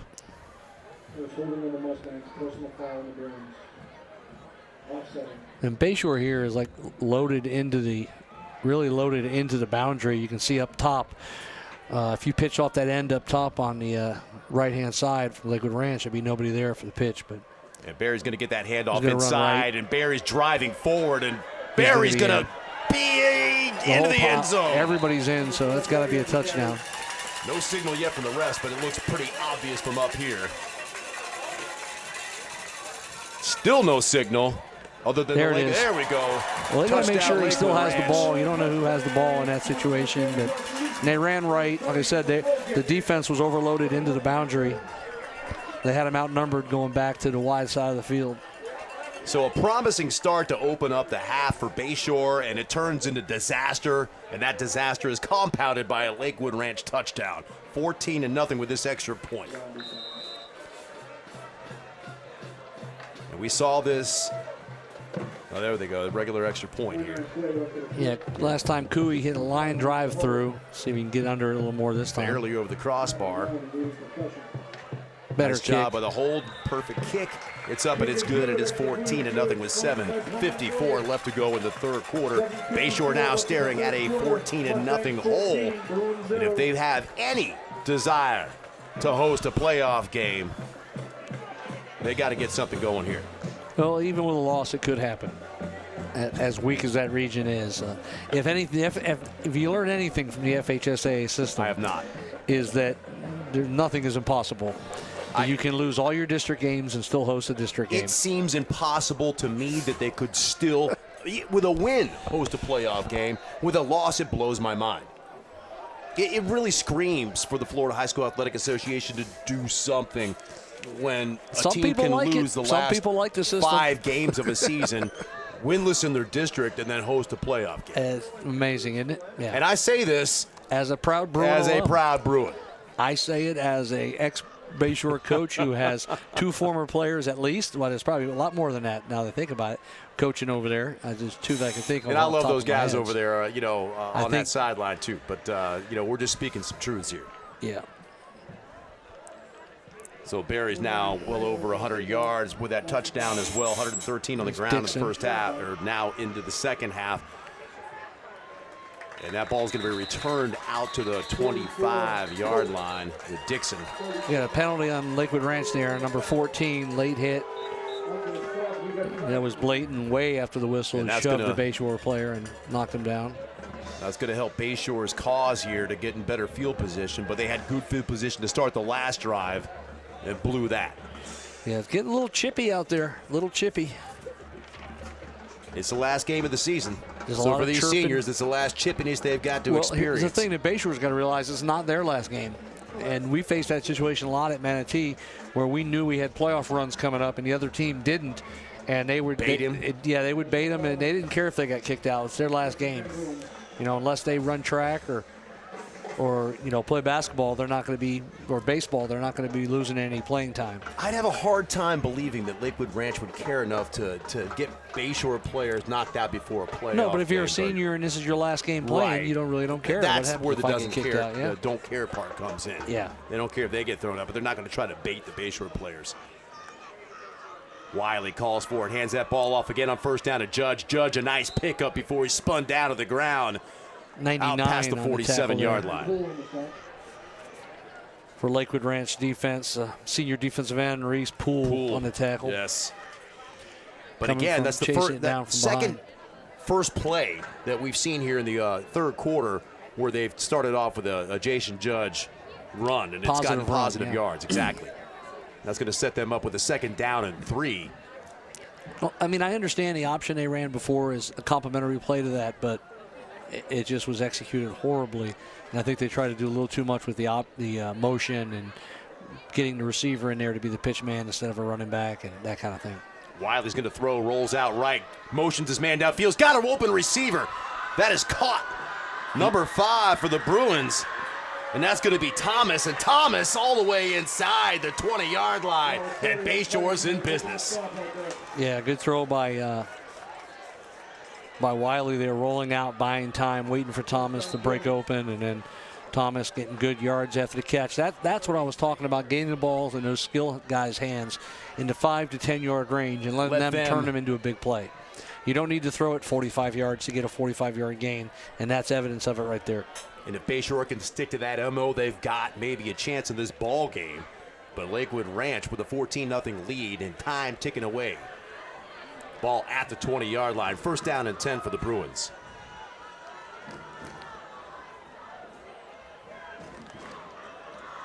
And Wiley drops back again under pressure, and Wiley's going down at the 25-yard line. Great job by once again, 99, Reese Poole to dump him. You know, I thought that was a perfect situation to come back out and run the ball. That's what I was thinking they were going to do. And but once again, down in the red zone. Play of 5. Down in the red zone, quarterbacks have to get rid of the ball. You cannot take sacks when you're down at the 20-yard line and 25-yard line and in, which is what we would consider red zone. That ball was on a 20-yard line. If the play's not there, you feel pressure. He's got an arm. He could throw it out of the back of the end zone very easily over a receiver's head and come back and run 2nd and 10. But as it stands, it's going to be 2nd down and 15 to go for the Bruins. 3 wide receivers to the bottom of your screen, 1 to the top. Judge in the backfield once again. Wiley calls for it, dropping back. Pressure once again, and Wiley's got a little bit of room, and he's going to throw that ball open into the dirt with a wide open receiver. Thomas with nobody around. Check that. That was number 8, it looked like, out there, and that was Austin. Yeah, and Wiley, you put both hands on his face mask after he threw that. He wanted that one back. That was a 1st and goal. It might have been a touchdown. There was nobody outside of the hash mark other than Thomas, I think. And if he gets the ball there, it'd be a tough play to make the tackle in the open field on him with only 10 yards to go. But you could see Wiley was disappointed in himself when he threw that ball in the dirt and grabbed his helmet with both hands and said, give me that one over again. You know, I said the dirt too, and obviously there's no dirt out there with the beautiful turf field here. Both schools. There's some bark. There's some bark out there. It's kind of a wood chips. There we go. We threw it into the bark. Threw it into the wood chips. Into the litter. So it's going to be 3rd down now for the Bruins from the 25-yard line. And this, no doubt, is going to be 4-down territory as Wiley dumps it off short this time. Got his man underneath. Makes one man miss. And Gibson's not able to make the next one. And he's only going to get it to the 19. That's going to be 4th down and 9. And we do not expect to see the first field goal attempt of the season. No, like you said, that was going to be 4-down territory anyway, so they knew they were going to be going two plays here. And a good job of pursuit that time by the Lakewood Ranch defense. I got a comment on the irony that Breon Carnes has his quarterback running over to get plays when he was the reason why we stopped doing that at Manatee, because he was too tired from running over during games. We actually charted the mileage that he ran in a game. That's a good nugget to share with everybody right there, Coach. Yeah. And now 4 he's down, doing it. 9 to go for the Bruins here. Game on the line for Bayshore. Got to have it. Wiley got room. Wiley's got a man and dropped in the end zone. Thomas had it. Excuse me again. That was Austin on the catch. And just could not haul it in. Really good throw here. It was a little high, but I mean, he had to throw it over the defensive back. He does. He gets it in there, and he can't hang on. It was a good attempt by Thomas to go up and try to get it, try to one-hand it almost there, but Yeah. Really good throw, I thought. After escaping pressure. Still a tough catch. I'm not saying it was an easy catch, but right. I'm sure if you asked him, he'd say he thinks he should have that. But after throwing one into the bark, as we said, Wiley redeems himself with a nice throw into the bucket there, but no dice for the Bruins. And Lakewood Ranch is going to take over with a 14-point lead and 4:23 left to go in the third quarter. James Bouye, Tony Rush, and Devin Crane. I'm still not sure how he escaped the nursing home. They tried to get him. So Lakewood Ranch playing for pride tonight, and pride so far winning out over this Bruins squad. Bayshore, as you said, Coach, even with a loss, they still have a chance to make the playoffs, and unbelievably, maybe still even host a playoff game. I don't think I should say that again because it makes me question my sanity as I it's almost unbelievable. It's like you can't believe it's real. It's surreal. It's exactly what the definition of surreal is. First down carry here. It's Justin Flores. And Flores is going to be swarmed, but then breaks out of that pack of white jerseys and able to get it out. Was that Barry or was that 4? Was Barry. That was 5. Number 4, Barry. And Barry good run. Having a heck of a night so far on the ground. You're not going to bring Eli Barry down on first contact. And in that case, second or third contact. So the ball spotted at the 25-yard line. Second down and 4 for the Mustangs. And we are at I guess they're making a water break, or we got an injury down there. We've got, looks like somebody cramping up for the Bruins down in the field.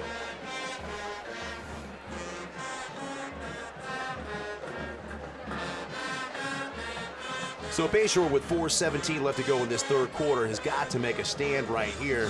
Lakewood Ranch with a very manageable second down and 4 yards to go. And Coach, you talked about the MO that Lakewood Ranch needs to execute here, keep that ball on the ground.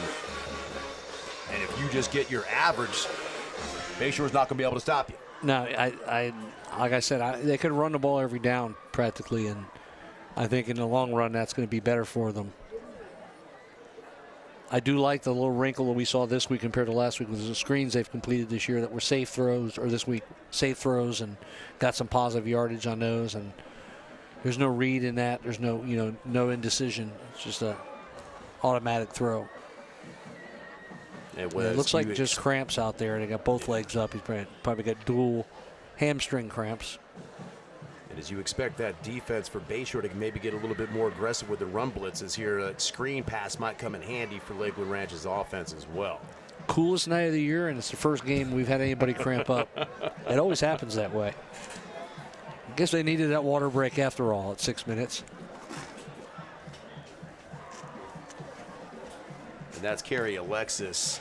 Number 13 for Bayshore, and he's pops up and oh yeah, that's definitely a cramp walk. He's got the Frankenstein walk going. That's a definite cramp walk right there. He's got to get over the sideline, get some pickle juice in him, and he'll be fine. I'm pretty sure, I'm going to guess that Bayshore does not bring any pickle juice with them. Ace and Breon both drank it a lot at Manatee when they were cramped up, so they may know enough to fill one of those Gatorade squirt bottles with pickle juice and make sure you label it. I just feel like it's not in their budget. Now that may be. Although all you got to do is eat a jar of pickles and you have pickle juice. So yeah, that's true. Just say the juice when you're done with somewhere the in their concession stand, there's David Stubbs is selling pickles. Stubby, the general manager of the Bayshore Bruins football program. So here we go, second down and 4 for the Bruins. High snap, Engel gets it in, Barry with a handoff, and again Barry gets past the first line of defense. An easy first down pickup out to the 31-yard line for Eli Barry, who continues his big night on the ground. Yeah, this is the best I've seen him look. He's looked good in other games, but he's really excelling tonight, running hard, north and south. He's not hesitant at all. He seems very committed to every cut. He's up to 125 yards on the ground tonight on 21 carries. He should get to about 200 if they keep giving him the ball. And that clock continues to run at 3:50 remaining in the third quarter. Bayshore down a couple of scores. In deep motion, and that ball's going to be bobbled and caught, reined in by Engel. Engel still on his feet somehow, and turns that into a positive play. Once again, which we talked about it earlier, You know, you got the quarterback has to be just athletic enough to turn a bad play into a good play, and there he was. That could have been a 10-yard loss or a turnover, and he was able to get it back and gain 2.5 yards, almost 3. Looks like he got 3. You got a 2nd and 7 now instead of a 2nd and 19. It was the play that Bayshore might have been looking for maybe to get back into this ball game, and they weren't able to do it. No, there was a lot of penetration there, and the snap was a little high. They're going to get away from the Galassier now in on offense, and he takes that handoff on the sweep, Jet and Galassier's sweep. got There's room, a guy. and Judah Galassier is gone. That's the guy you run the jet sweep to right there, 31.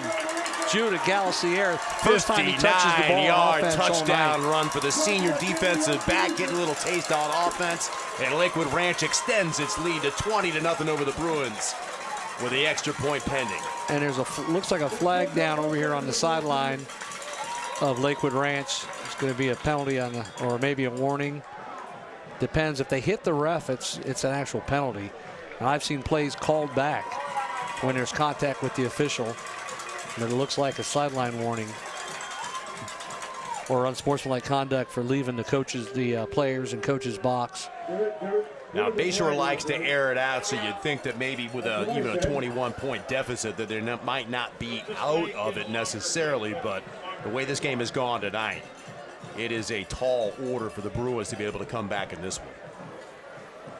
I think that's a sideline warning penalty, and he's trying to find out whether or not Coach Sanders wants to take it on the extra point or the kickoff. I think he'll probably take it on the kickoff. I'll update you when I get it. They should take it on the extra. Touchdown's good. Sideline warning, 2nd offense on the Mustangs. 2nd offense on the sideline warning there. So it will be a penalty. And yeah, and if you actually make contact with the official, it's a 15-yard penalty. And we actually had that happen to us down in 2012 or 2013. Drives that extra point home, and it is indeed 21-0. Ranch over the Bruins with 2:52 left to go in the 3rd quarter. Yeah, we thought we had in a playoff game, we thought we had a big stop to get the ball back, and the ref ran into coach on the sideline, and they got an automatic first down after the 3rd down pass was incomplete. So the coach was still in the white stripe? The coach was in the white, and the ref ran into him, and so he was out on the field, technically in that zone where the referees roam. Run, where they're supposed to be able to run, yeah.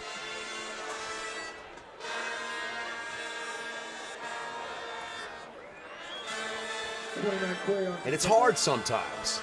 You get excited as a coach. I've found myself out on the field. Yeah, it's true. It's true. Screaming and yelling. That's why they have highly paid get-back coaches in college football and the NFL that just hang on to the back of that shirt of the head coach, when he's going crazy. Yeah.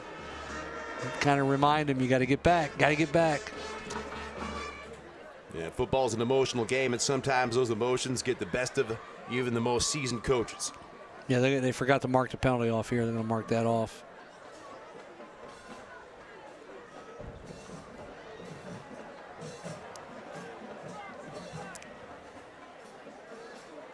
I won't bring up the time at Riverview where Coach McMahon got blamed for something I did and thrown out of a ball game and fined for it. But you say you're not going to bring it up. I'm not saying it did. I'm not saying it didn't. You say you're not bringing it up, but you bring it up every year. Did I have I brought that up before? Oh, you were, yes. No. I'm sure Keith got away with 1 or 2 that he still holds it against me. I'm sure he got away with 1 or 2 that he could have got called for. That's a short kickoff to the 36-yard line, able to do really nothing with it, however. Yeah, a little pooch kick, but really good field position for Bayshore at the 40. They've had good field position. Remember, the last drive started with a penalty, so they were able to get out there. The first possession of the 3rd quarter, also outstanding field position. But yet Bayshore with nothing yeah. on the scoreboard. Not able to take advantage. We saw flashes of the Lakewood Ranch defense last week. We did. Really stepping up against Parrish and making some stops, and it's just the offense couldn't do anything for them, and they just got tired out. I think they couldn't continue to make the plays. And this year and this week, they've picked up where they left off, and They're probably the best game they've played all year. I was really impressed with Lakewood Ranch last week against Parrish in the first half once they lost Camarian. We got maybe offsides with that Geshout coming in there, no flag down. He usually times it up pretty well. And that's going to be over the head of everybody and out of bounds is Wiley's pass. And that was intended for Thomas. Incomplete, second down and 10. And that's the second time we've seen 25 Geshout come in there and time that up perfectly tonight. And actually, Bayshore has done a pretty good job, except for the one time he got the big sack on a third down of bottling him up on those blitzes. But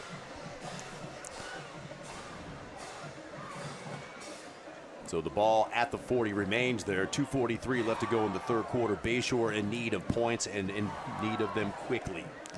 Getting back to the touchdown by Lakewood Ranch, a really good coaching move, getting Galacier in there on offense after losing Jones last week and having a guy with that kind of speed to run the jet sweep to. I mentioned, rather than run it to a tight end, to probably your fastest player, or at least he looks the fastest on the field. Ranch backing off, left a little bit of room out there for operating. 2 missed tackles that time by Thomas, able to get the ball out across midfield. Well, they're going to mark him out of bounds. Out of bounds at the 49, wow. 48. That's It'll be 3rd and 2. Looked like he. And there's some chirping going on again. The ball should be at the 49-yard line. Either way, it's going to be short.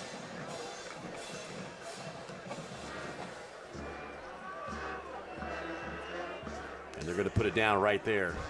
So 3rd down, and they need to move those sticks a little bit there. The side judge was marking it at the 48, and then the guy in the middle just put the ball down on the 49. Well, our outstanding student camera work replay just showed us that should be at the 49-yard line. Great spot by the refs that time. Great camera work by our guys. Wiley got a man open, Camden. And it's Cam Stansel with a first down for the Bruins at the 43-yard line. So Bayshore with a rare 3rd down conversion.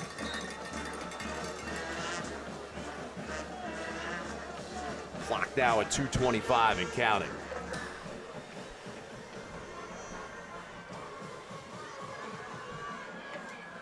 And Bayshore taking their time.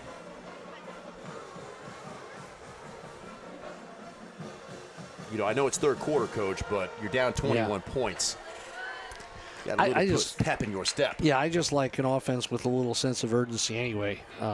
They did go with a hurry up earlier in this ball game. Yeah. We've seen them go. You don't have to hurry up just to look like you're not. I mean, you get to the line of scrimmage early and don't be rushed. Pressure again. Wiley steps up, going deep, got a man. What a play. Incomplete, great defense. Galacier, and the flag is down. No, it was 22. It was 22 on the defense. I thought it was 31. I thought it was a great play. I didn't think that was interference at all. Let's take another look here. He was up with his left hand. He's got one hand on the shoulder, and that's what the ref saw. Yeah, but it had no effect on the play. And he might have leveraged himself to get up that left hand and get that ball knocked away. I'm not buying it. You shouldn't be selling it.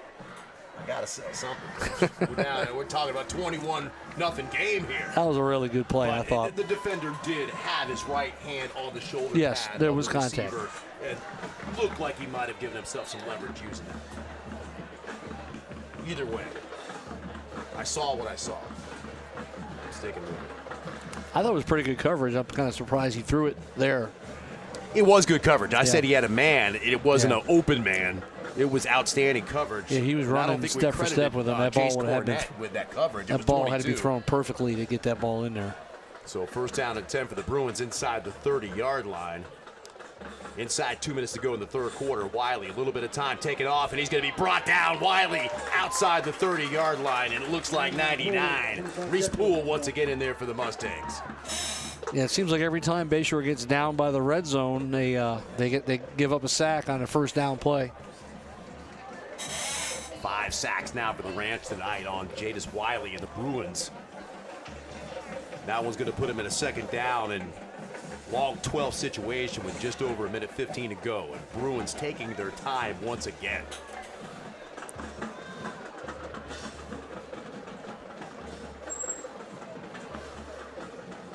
And Stansel not even in a huddle that time.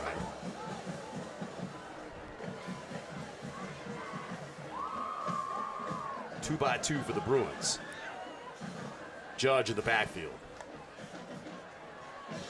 Wiley again steps up, and Wiley again brought down, and once again, that was 99. No, it was 94. That was Eric Himon that time. Yeah. So 6 sacks for the Mustangs tonight, and they are collapsing the pocket. You know, Wiley looking to go for broke every single time, doesn't have the time to be able to throw it deep. No, not, and we were throwing it. They've pretty much given up on the running game now, and Lakewood Ranch is just pinning their ears back and going into pass rush mode. And that's gonna do it, especially the way that Bayshore not showing any type of urgency here. They're gonna probably run this third quarter into the ground. Yeah, that'll bring the third quarter to an end. They're not gonna be able to get this off. They're not gonna break the huddle before the end of the quarter. And indeed, they don't. That'll do it. 0-0 on the clock here for Mustang Field at Lakewood Ranch. We're going to go ahead and take a quick break. It's the Mustangs 21 and the Bruins nothing. The final game of the 2025 regular season. We'll be right back.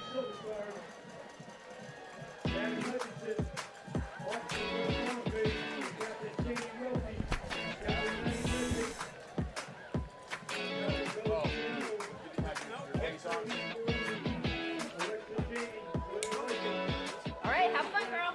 I know.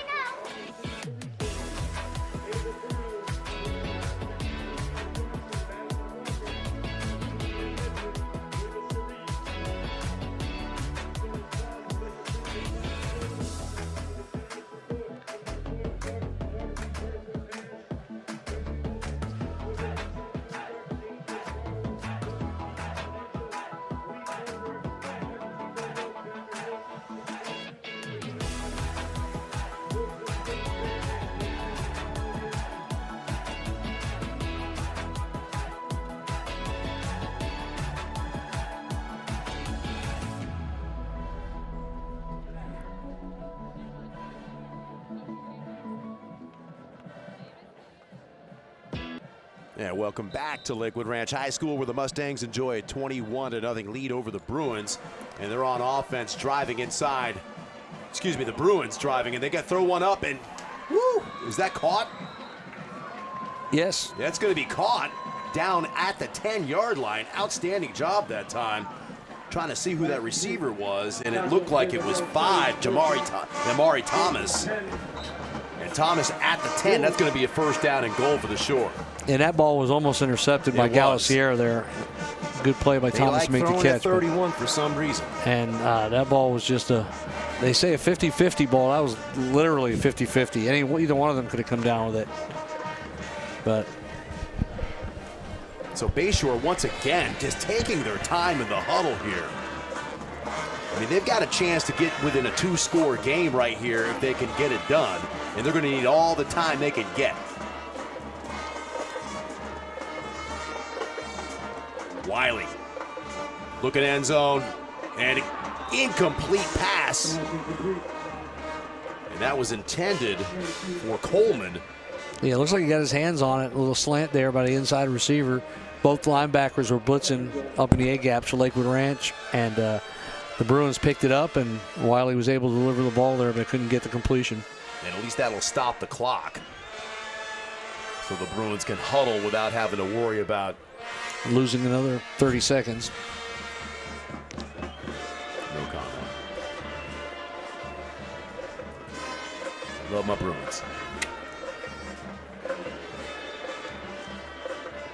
Lakewood Ranch offenders creeping up. Wiley looking end zone, got a man separation, and he looks like a grab in the end zone. Touchdown. Bayshore.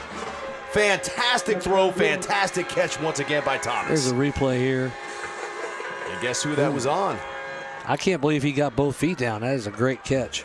Galacier was on the coverage, but Galacier hit him as he caught it. Good catch, and he guess was who's able on to the get board? both feet in for the touchdown, it looked like, from that view. And Bayshore is going to kick an extra point.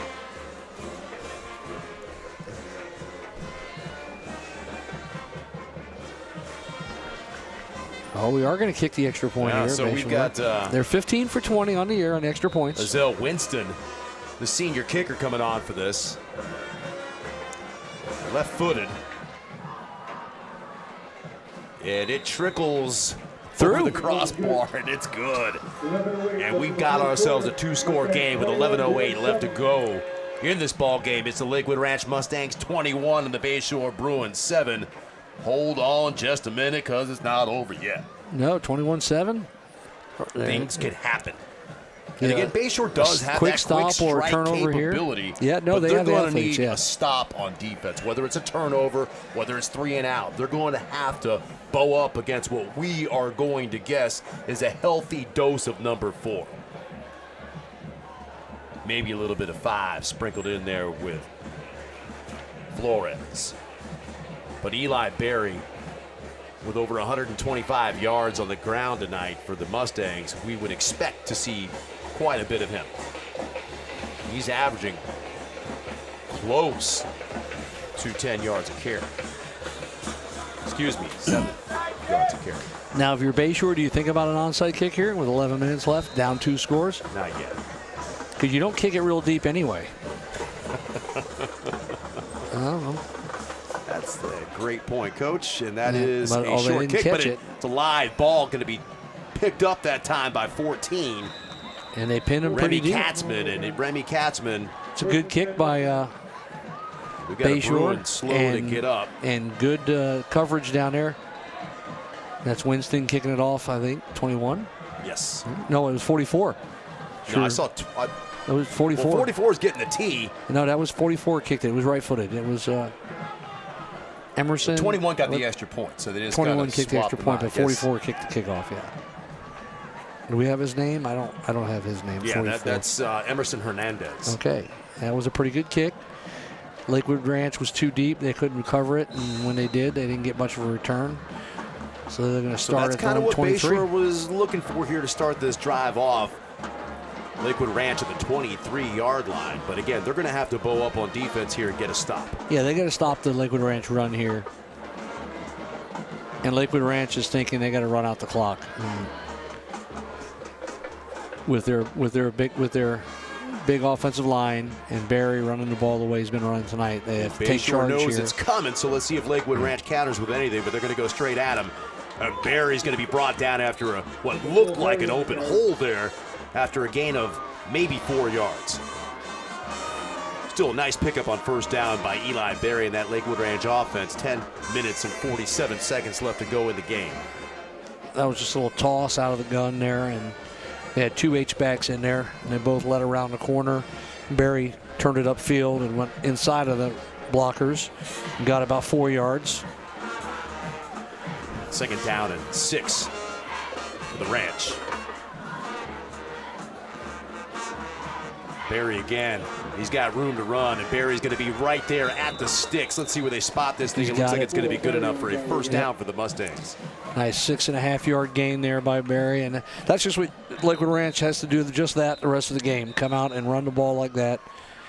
What they could also do now is start taking a little more time in between plays and wait till the back judge puts his hands up before they snap the ball. Kind of like the Bruins are doing. So to make sure you're using all 35 seconds of the clock. Yeah, we got a water break down there in the field. That'll give both teams a chance to talk this out a little bit and get some strategy going for the last 10 minutes and 19 seconds in this ball game. And I guarantee you they're saying the same thing you're saying over the airways right now, Coach. Let's take our time, take our foot off the pedal, keep running this football, but slow it down between plays. Ball security, we be preaching right now, ball security, 2 hands on the ball. You never tell guys not to fumble, because the brain doesn't understand negatives. That's like telling yourself don't hit it in the water on a golf course. You don't say that. You say hit it in the fairway. So you're telling them 2 hands on the ball, security. Wait a minute. That's the golf tip? That's the key. Okay. Brain doesn't understand negative. So you say don't hit it in the left, you're going to hit it left. Don't hit the condo off the tee box. I shouldn't say that anymore. In yourself. No, if that's your thought, then you're going to do it. That explains why you just say smooth it out there in the fairway, like Coach Meckley does. Smooth delivery. So we got the clock running now, and they're doing just that. Look, they have the quarterback just holding it, looking over at their coach, and when the back judge puts his hands up, that means there's 5 seconds left. He still hasn't gotten there yet, and now Cooper Orzel is under center, and he's so waiting. Often does, slides over from that H-back. Now he's going to step out. I don't think you can do that. Once you put your hands under the center, I don't think you can shift out. But this looks like it's going to be. Now they got to snap the ball here. They're trying to get too cute with this, and they're going to get a penalty. Deep motion. Oh, there's nobody now there. There's They no got one confused. there, and Engel's just going to drop to the ground. And basically a wasted play with a lot of eye candy. Well, they did run 40 seconds off, though, so that's the positive. 9.5 minutes left to go in this ball game. I don't think you need to do all that shifting and all. Just line up and give the ball to 4 between the tackles and snap it when there's 5 seconds left, and you're going to be okay. And Bayshore really can't afford to give up another first down. Good news is they're not behind the sticks here defensively. It's 2nd down and 10. And Lakewood Ranch committed to running the football, but they've run it well. It's been the Eli Berry show here in the second half. And he flares out into the backfield. He'll be the receiving end of this, and Eli Berry's got another first down for the Ranch. We got a penalty, though. And we do have a flag down right where you might. He's saying face mask. Engel is maybe. That's where you might expect a hold. It looked like it would be in the air where there would be a hold or maybe an offensive interference if they were blocking downfield. When it's going to go against Lakewood Ranch. It looked like an illegal man downfield. Yeah, that too. So what was a huge first down for Eli Berry and the Lakewood Ranch Mustangs is going to march him back now. 8:52 left to go in this ball game. And really, Coach, if you're Bayshore, have we seen a call? What the there. call was? They haven't given an explanation yet. I thought I saw a legal man downfield. Well, I thought the ball was caught behind the line of scrimmage, wasn't it? He might have leaked out past that line of scrimmage. No penalty. They're waving it off. Yeah, I think it was a man was downfield, but the ball was caught behind the line of scrimmage, and therefore he's allowed to go downfield. But the ball is still the ball's at the 40. So if there's no penalty, then it should have been a first down. Yeah. Much further upfield here. And there they go. They're going all the way up to the 48. Now they're going to have to move the chains. Yeah, they got to move the chains. Now the chain stayed there because they thought there was a penalty. And that's a gut punch for the Bruins right there. Yeah. Thinking for just a minute you got to reprieve off a death row, only to find out it wasn't you. Well, it's still 8 minutes left. A lot of time here. You get a turnover. You could get a stop. It's not quite. You're getting into the territory now where you need to get something like that. A big and if play. you get the ball back, you got to have some urgency and you got to move fast with a purpose. And still haven't moved those chains. With the referees just waiting for that. And when they set those chains, you have 40 seconds to, or in this case, after a penalty, 25, I believe. So there's no reason to don't even line up. Just stand there at the line. You know what play you're going to run. Look over at the coach and wait for him to tell you when to go. And if I'm the coach, I would hold it. Doing just that. I would just hold it. I'd keep holding it until the back judge puts his hands up and use up that entire time you can. And it looks like he's looking back there. Yep, he sees the hand judge goes up, back judge hand goes up, and then you run the play. And that time, outstanding penetration by the Bruin defense. That was Richardson, number 55, leading the pack, leading the charge for the Bruins there. And in Lakewood Ranch's situation, that's not that bad of a play. They used up the entire clock, and the clock keeps running. Now, you don't want to get no gain, but that's a lot better than an incomplete pass. Well, they were just down in a 2nd down and 10 situation before that dump off to Eli Berry on the last rack of downs.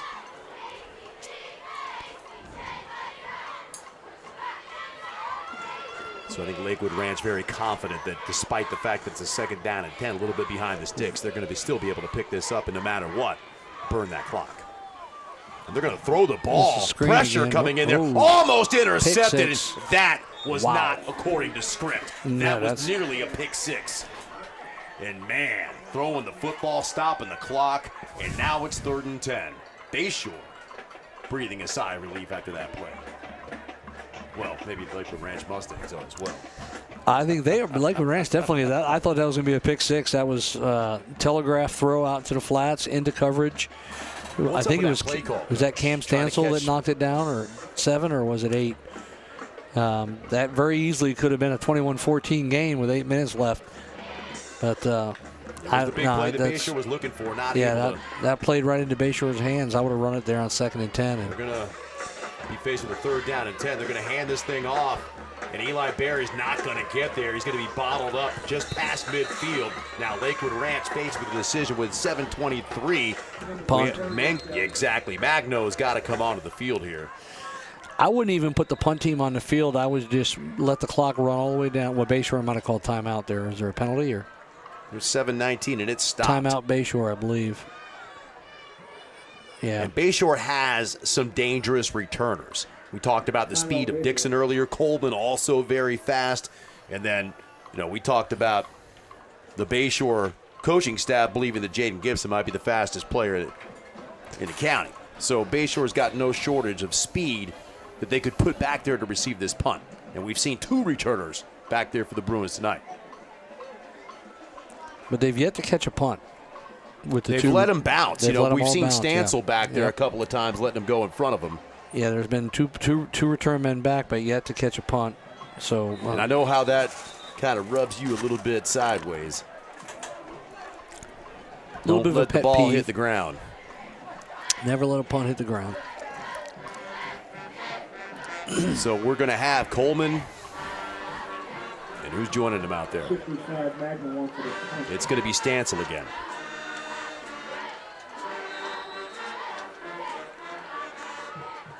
And not very deep. And Magno can boot it. And it's a nice high punt by Magno, and Stancil's going to go ahead and fair catch that ball at the 13-yard line. So the Bruins, with 7:12 left to go in the ball game, down 14, take over on their own 13-yard line. A long way to go, and not a lot of time to get there.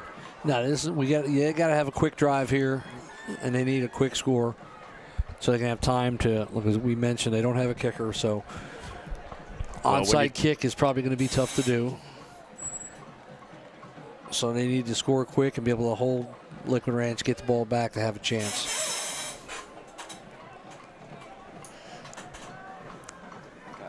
Come on, seriously? Oh, the crowd out here. It's a really good crowd. This game was moved to a Thursday night to allow the students a fun opportunity tomorrow night, but it's been a fantastic crowd out here for a Thursday night. They're getting into it. Last game of the season for their Mustangs, and they are not disappointing the folks that showed up and paid good money to be here. Yeah, last opportunity for these seniors to get out here and compete, and so far they've had a memorable night. They're up 21-7. And the senior Jadis Wiley in his final regular season game for the Bruins. Calls for the snap, gets it. He's looking deep. Pulls up short, got a man, and that's going to be caught. That looked like it was Austin. Couldn't tell from here. Number 8. That would be my guess as well. It was, Could have been 8 or 5. Could have so been 5 is Amari Thomas. Yeah. Pulling double duty on defense and at wide receiver tonight. They got to get a little bit bigger numbers for us old people. We're old. Well, Lakewood Ranch numbers we can see fine. That's a very nice, like you said earlier, contrast in color. Yeah. Not that the blue against the white's not contrasted, but the numbers are a little small. And we've got a defender coming across, a couple of them that time, so that's going to give Bayshore 5 free ones, unless they were drawn off, and it doesn't look like it. And they're not. So 5 bonus yards for the Bruins with 7:07 left to go in the game. 1st and 5.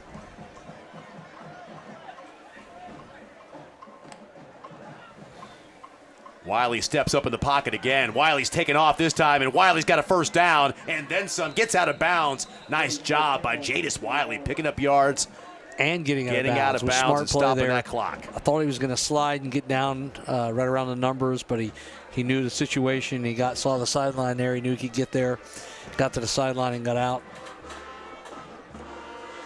Lakewood Ranch was just sitting back. Lakewood Ranch was just sitting back in cover 3 that time, trying to stay over the top of everything. Bayshore's had some good drives. They've just not been able to capitalize. They had some missed opportunities. That pass in the end zone that was incomplete. So let's see if they can get something going here. First down for the Bruins. At the 44-yard line, Wiley. And he's got Stancil. Nice job making a man miss by Stancil. He slips down right at the sticks. That's going to be enough for a first down. So that they got to hurry up, line up, that'll stop the clock quickly. Stancil stays down on the ground, so that's going to stop the clock as well. He's got Stancil's their leading receiver, and he's cramped up.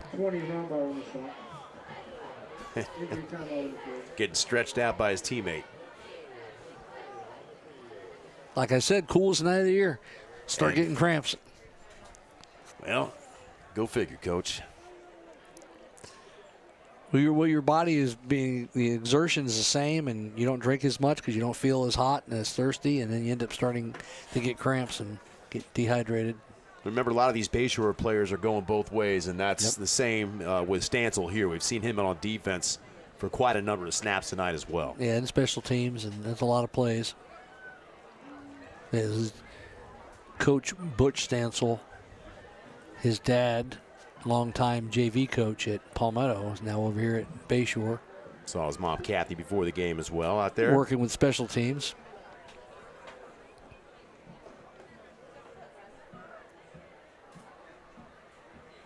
Is that Butch out there stretching him? No. Is it? I believe so. Yeah, it does look like him. Yeah.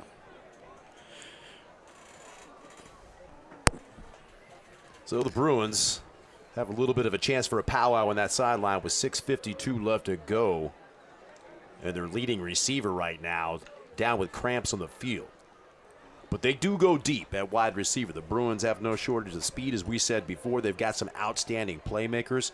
We've talked about Thomas. He's got 97 yards, knocking on the door of a 100-yard game tonight. Coleman's made some great plays. We also talked about Nasir Dixon, who's showing off his speed and his it seems like every game we do, he pops into the game, makes a couple good plays, and you don't see him for the rest of the game or for 4 or 5 possessions. I don't think he's been on the field. I don't know if he has dealing with an injury. But we came in and we saw him get that jet sweep and made a nice catch, made a couple of good plays, and then after that he comes out of the game and we don't see him for a while. Well, the good news is that Coleman and Dixon are both sophomores, and then Stancil also a junior. So they got some returning talent coming back next year. And Wiley, as Stancil gets up off. And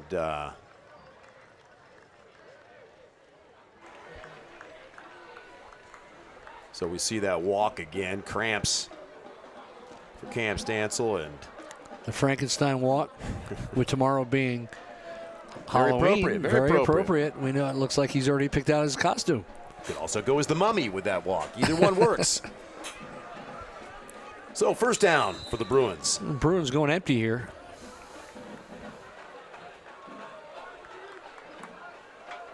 Probably need to put as many guys in pattern as possible, but they're losing maybe some protection, and Wiley's got to step up under pressure. Wiley got a lot of room out there. Jadis Wiley still on his feet, and Jadis Wiley's going to try to head to the end zone, makes a man miss, and inside the 20-yard line with 6.5 minutes left to go. That clock will stop for a moment as they move the chains, and that'll give Jadis Wiley and that offense a chance to set and get going here.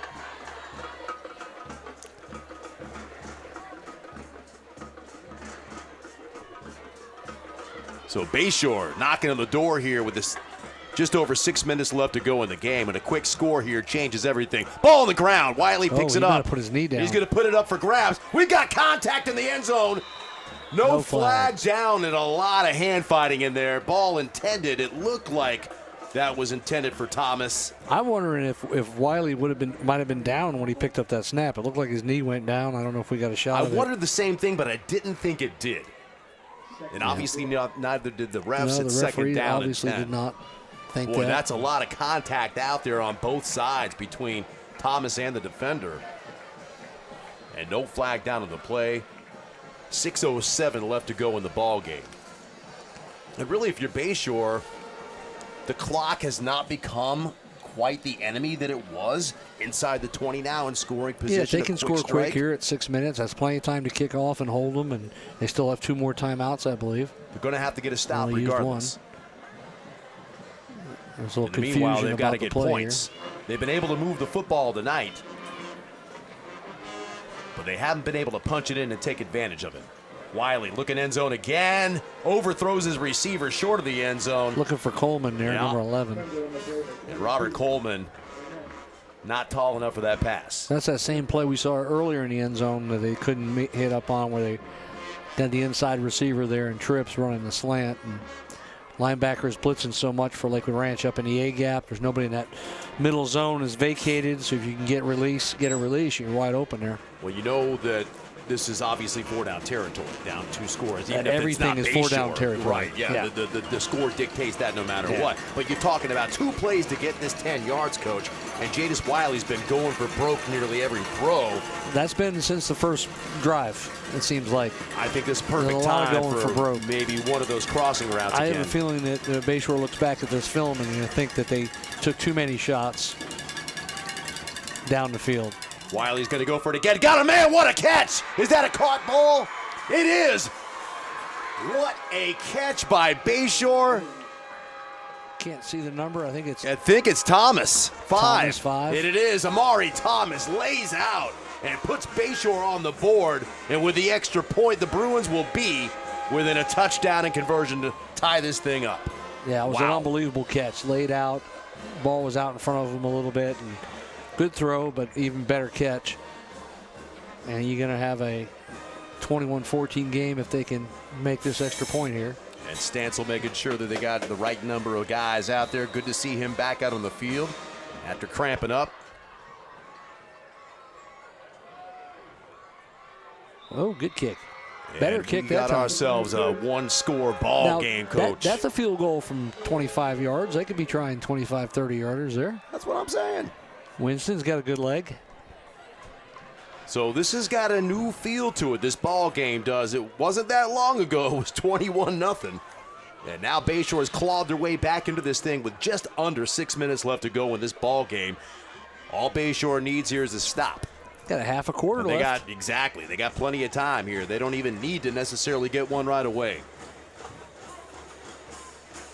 Lakewood Ranch, on the other hand, we talked about it. They have done such a great job on the ground with Eli Berry, especially tonight, going over 125 yards, 138 yards on the ground on 25 carries for Eli Berry tonight. So you got to think, Coach, you're going to stick with number 4. That's what I would be doing, trying to get the ball to 4, unless you want to get 31 in there on offense. That was a little pooch. Picked up by an up man for Lakewood Ranch. And Bayshore does a decent job covering it. That's going to be returned out to about the 37-yard line where the Ranch is going to take over. Decent field position. Yeah, I mean, if you kick it straight out of bounds, the other team gets it to 35. So if you're going to give up 38, 39-yard line field position, you might as well just line up on a hash marking, kick it out of bounds. And it didn't look like, because the kickoff's a live ball, so it didn't look like they were trying to drop one of those little sky kicks into a pocket there and hope for a recovery. It just was a might have been told kick. just to keep it away from Galacier, though, who was back there deep. So Lakewood Ranch with 3 receivers in the game, 2 backs. And they are going to hand that ball off. Nobody there. And Eli Berry with a nice pickup on first down, 11 yards. First down on first down. And that's exactly what Lakewood Ranch needs to close this thing out. Yeah, that looked just like an ISO there. They had 2 backs in the backfield. And the back to the right was the lead blocker through the hole and gave the ball to Berry. And once again, what is he averaging tonight? He's going to be averaging. He's got 25 carries or 26 carries now, and that's going to put him at 150 yards. So 6 yards a carry, which is about what he's averaged over the season. Almost 7. Yeah. Like I said at the beginning of the game, you're almost better off running the ball every down than throwing if your average yards per carry is more than your average yards per attempt. Same play to the Crazy left. stat. This is Flores this time. Tries patiently to bide his time, and he's going to be dropped after a pickup of maybe 2 yards. Good job by the Bayshore defense that time. And at the bottom of that pile for the Bruins was Kerry Alexis making the play. I think he had a seam there. He could have stuck his foot in the ground and got north and south and gotten a little more yardage. It might not have been a big hitter, but I think he could have gotten 5 out of that. Yeah, we are getting to the point where the Bruins have got to make their stand. 2nd down and 8 to go And Galacier is going in on offense now. The only time we've seen him in before, a jet sweep for a touchdown. So I'm sure they're thinking to use him as a decoy. I was just going to say the same thing. Let's see if he goes in motion. He's looking and he's going. We're going to hand that ball off to Barry. Barry's going to be spinning his way forward and right across. He's got that first down. That ball came out. Bayshore saying they got it. We haven't seen a signal yet, but we got one now. And wow. Eli Berry with a fantastic game. Let's see if his knee's down. We got a great shot of it right there. And boy, his elbow's down, knee is down. Man, Coach, I know there's no instant replay in high school, but he looked down. Yeah, I couldn't see when the ball came out from that camera angle on our side here. And that's the same side we're on. So we really don't know whether he was down or not. But that's why I talked about ball security. 2 hands on the ball. That's more important than a first down. And you go from one swing with 4 minutes and 9 seconds left in the game, a critical first down that Lakewood Ranch looked like they were picking up. And all of a sudden that ball pops out. And now Bayshore's got new life, down a touchdown and an extra point. Anybody that turned the channel on this ball game might have made a mistake. Yeah, Bayshore, no quitting Bayshore. They're coming back, fighting here. Wiley looking deep again. He's got a man in single coverage, bobbled and incomplete. And boy, Bayshore once again going for the home run ball. 4:03 left to go in the ball game. And that just keeps putting themselves behind the sticks constantly all night long. 2nd down and 10 now from the Bruins from the 40-yard line. That's their offense. That was obviously their game plan, because they've done it since play number 2 to now, is to keep taking shots, and eventually they feel like their athletes are going to make some plays and take away some of those 50-50 balls. You just said the key word, they're athletes. They've got such great athletic ability at the wide receiver position. Let them make yards after the catch. Throw it short. I agree. There's a lot of other ways you can let those athletes be difference makers than throwing deep balls all the time. 2nd down. We have not seen 10. one wide receiver screen by Bayshore yet. And Wiley again going deep. He's got a man this time, number 4. Contact, no flag down. And number 14, Remy Katzman, the guy that's in there for Camarion Jones, who broke his collarbone last week. We do have a flag down. Oh, my. Once again, I don't think that had any effect on the play. He had his left hand on him. But that's kind of dicey if that's the call. They're calling interference for sure. Now, Gibson was open. He did have a couple of steps on the defender, but that ball maybe a little bit short and allowed Katzman to close the gap. PI, Lakewood Ranch. And the Lakewood Ranch crowd strong in numbers and letting those refs hear it. That ball's going to be spotted at the Lakewood Ranch 45. You know what? I think this play they're going to throw a deep ball. I just got a feeling. Oh, well, what a unique call. I got a feeling that they're going to take a shot here. That's my guess. I think they're going to shock the entire world. No, I won't. I'm not going to say that. I got to agree with you. And Wiley drops back, steps up into the pocket. He might take off, and he does. Wiley, Jadis Wiley, got enough for a first down and then some. And Jadis Wiley inside the 35, down to the 34-yard lines. And the Bruins are on the march with 3:51 to go in this game and counting. After getting sacked 6 times, Wiley is now getting out of there a little quicker, especially when he sees everybody dropping out into coverage and picking up some positive yards on those scrambles. He's very athletic. Tell you, Wiley has thrown for nearly 230 yards in this game, and now he's approaching 100 yards on the ground.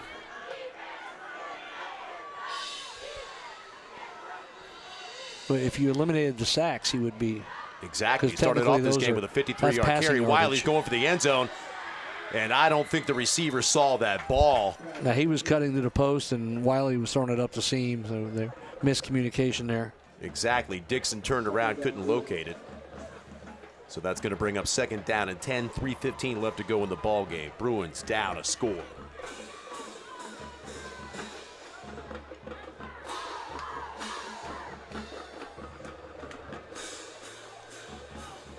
this is a little bit opposite of the game that Bayshore had last week against Gibbs, where they had an early lead, 23, I think to 16 or 23-9 going into halftime in that game, scoreless in the second half.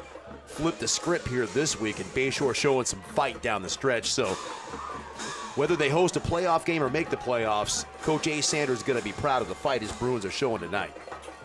Wiley, again, single coverage and tries to throw a dime in there. Incomplete. Good coverage that time. Gallier got a hand on the ball there. And it bewilders me how so many times in the last couple of weeks we've seen quarterbacks try to target 31 in coverage, and time again he steps up. So we were talking about Jadis Wiley. You said without those sacks, if he didn't have those sacks, he'd be at 99 yards. Yeah, he is your second leading rusher for the season, just behind Judge. They're down. Wiley again steps up into the pocket, releases one. Man comes back for it. It's Dixon, and he's down at the 6-yard line. What a great adjustment by Nasir Dixon. First down and goal for the Bruins. 3:04 left to go in the game. That's twice we've seen him make great adjustments on balls that were thrown to the opposite side of where he was looking. DB got turned all the way around. You really can't blame the DB. I don't know. He couldn't see where that ball was coming from.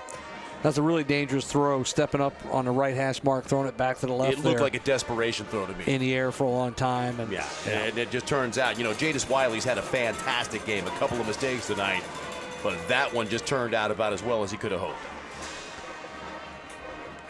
First and goal, Wiley's going to take off, and he's got nothing but grass in front of him. Touchdown, Bruins. We're an extra point away from tying it up.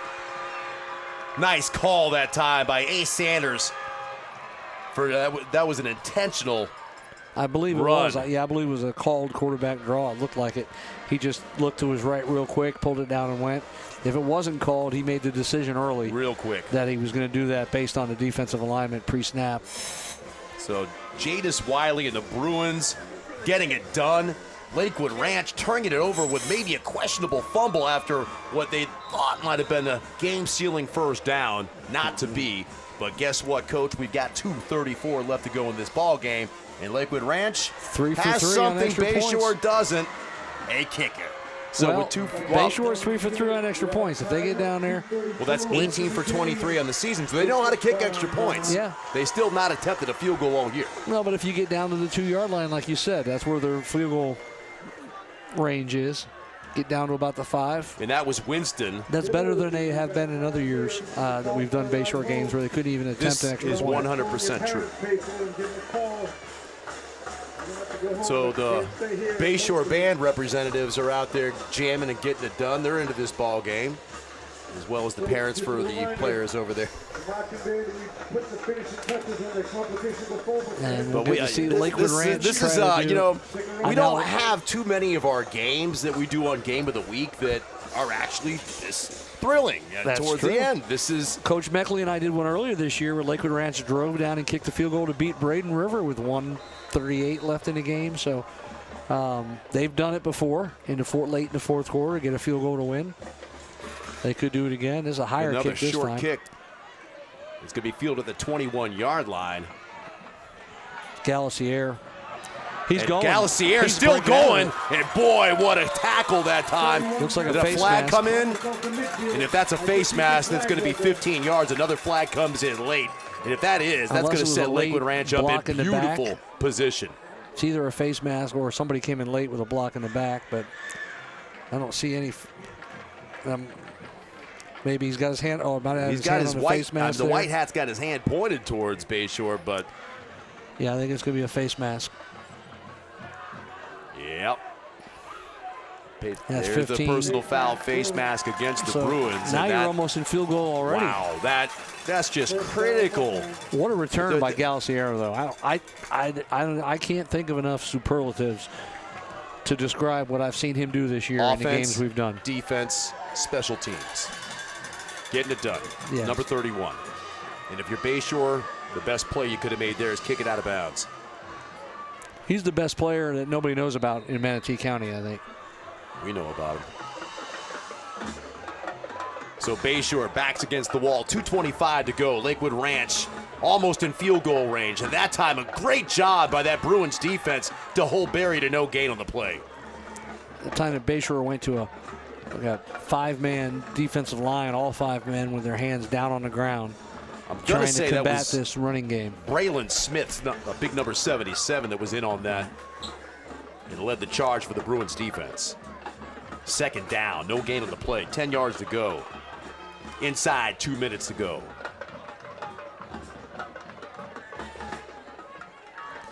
I don't think they're quite in field goal range. I think they need to get to about the 25 to be in reasonable field goal range. And Engel's going to keep this ball. He's going to be wrapped up in the backfield. A loss on the play as a whole host of white jerseys bring him down.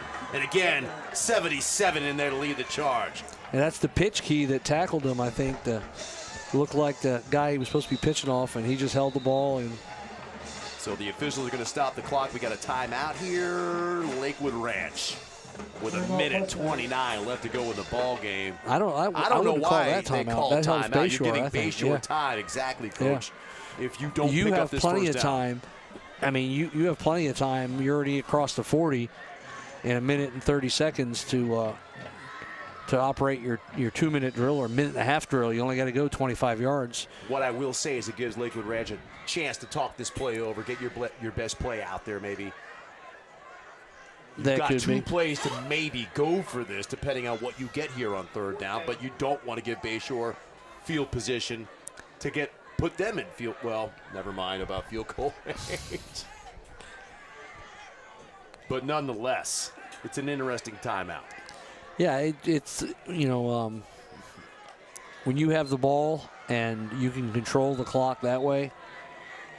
We could be. I'm sure Bayshore's happy to say call our timeout. final game of the year. A little OT. Overtime, baby. A little OT, free football, overtime. baby. Little bonus ball. Lakewood Ranch might have something different in mind, and maybe Bayshore does too. But with a minute 29 left to go in this ball game, somebody forgot to tell them that the broadcast crew has to get up in the morning. It's not a Friday night. We got to work in the morning, right? Thanks for reminding me that, Coach. It's not quieting this Lakewood Ranch crowd over here, getting a loud, big crowd. And that Lakewood Ranch crowd responding, cheering this offense on. That's saying second down now. It should be third, right? Yes, it is third. It was third on the down marker, and somebody moved it back to second. And they changed the scoreboard to second. It should be third down. They ran Barry cooking on the scoreboard for no game. Yeah, no, it's third down, Coach. And they're going to call it second. It's third down. Ace Sanders is trying to get the ref's attention. He is all over these officials right now, screaming from the sideline. Yeah, they got to get the down right. That's inexcusable. Ace is out. It was right. Somebody moved it back during that timeout to second down on the down marker. And the coaches are out on the field livid. And they should be. And there's a side judge over there not even listening to them. And now they're moving the sticks. What are they doing? Moving the ball. I think there was no play. What? No play on the last play. My goodness, no play is the call. And I'll bet the Bruins coaches are about as surprised as we are up here in the booth about that. That's Coach inexplicable. Sanders is trying to get the ref's attention to get an explanation. It's almost worth it to take the penalty now and run out on the field. That is inexplicable by these referees. And they're going to be a quick the ball. snap. And Barry's off the left side. What an out. Ball's out. The ball was out unless they blew the whistle dead. No, he's marking it. He's marking it at the 35. So it's going to be fourth down at the 35. And Lakewood Ranch, do you try Luka Kui with 1:02 left to go in the ball game? That's a 50. You go for this. A 52-yarder. I don't think it's in it. No, yeah, I don't think so either. Looking at the extra points we've seen, I think you have to go for it here on fourth down. What an outstanding defensive job by the Bruins that time. And Lakewood Ranch went to the line real quick with that. They're going to try it, I think. It looks like they're going to try the field goal. They're punting. No, they're going to kick the field goal. Oh, they got Kui out there. Okay. Yeah. Wow. So this, I mean, if he misses it goes to the 20. It's not the end of the world. I mean, I guess in practice he's done it. Now, Bayshore is putting guys back to return it, I see. Well, they're going to move back up they're coming up. They're realizing I'd put a guy back there at the goal line because this may not make it into the end zone, and you could return it against a kick team that's not used to covering. We've got a timeout on the field. Is it Bayshore calling a timeout to ice the kicker? I think they did. And they did. I wouldn't have done that. I wouldn't have done that either because now Lakewood Ranch might change their mind. And that's their last timeout, right? Last or no, they timeout. have one more left. I think it's their last. Well, Lakewood Ranch called the last one. Lakewood Ranch called that last one. Bayshore's called one timeout that I can remember. Now, maybe they want to tell them to put the return men back. Catch, like if that ball was kicked like that, if you're back on the goal line. I wouldn't call the timeout just because I'd be afraid Lakewood Ranch might go for it. I don't have, if I'm the Bayshore coaching staff, a great deal of confidence that he's going to make that kick. I see the ref over there now trying to explain what happened to Ace Sanders on the play before. Ace is just bent over in disbelief. He looks like he's... There was no stoppage of that play.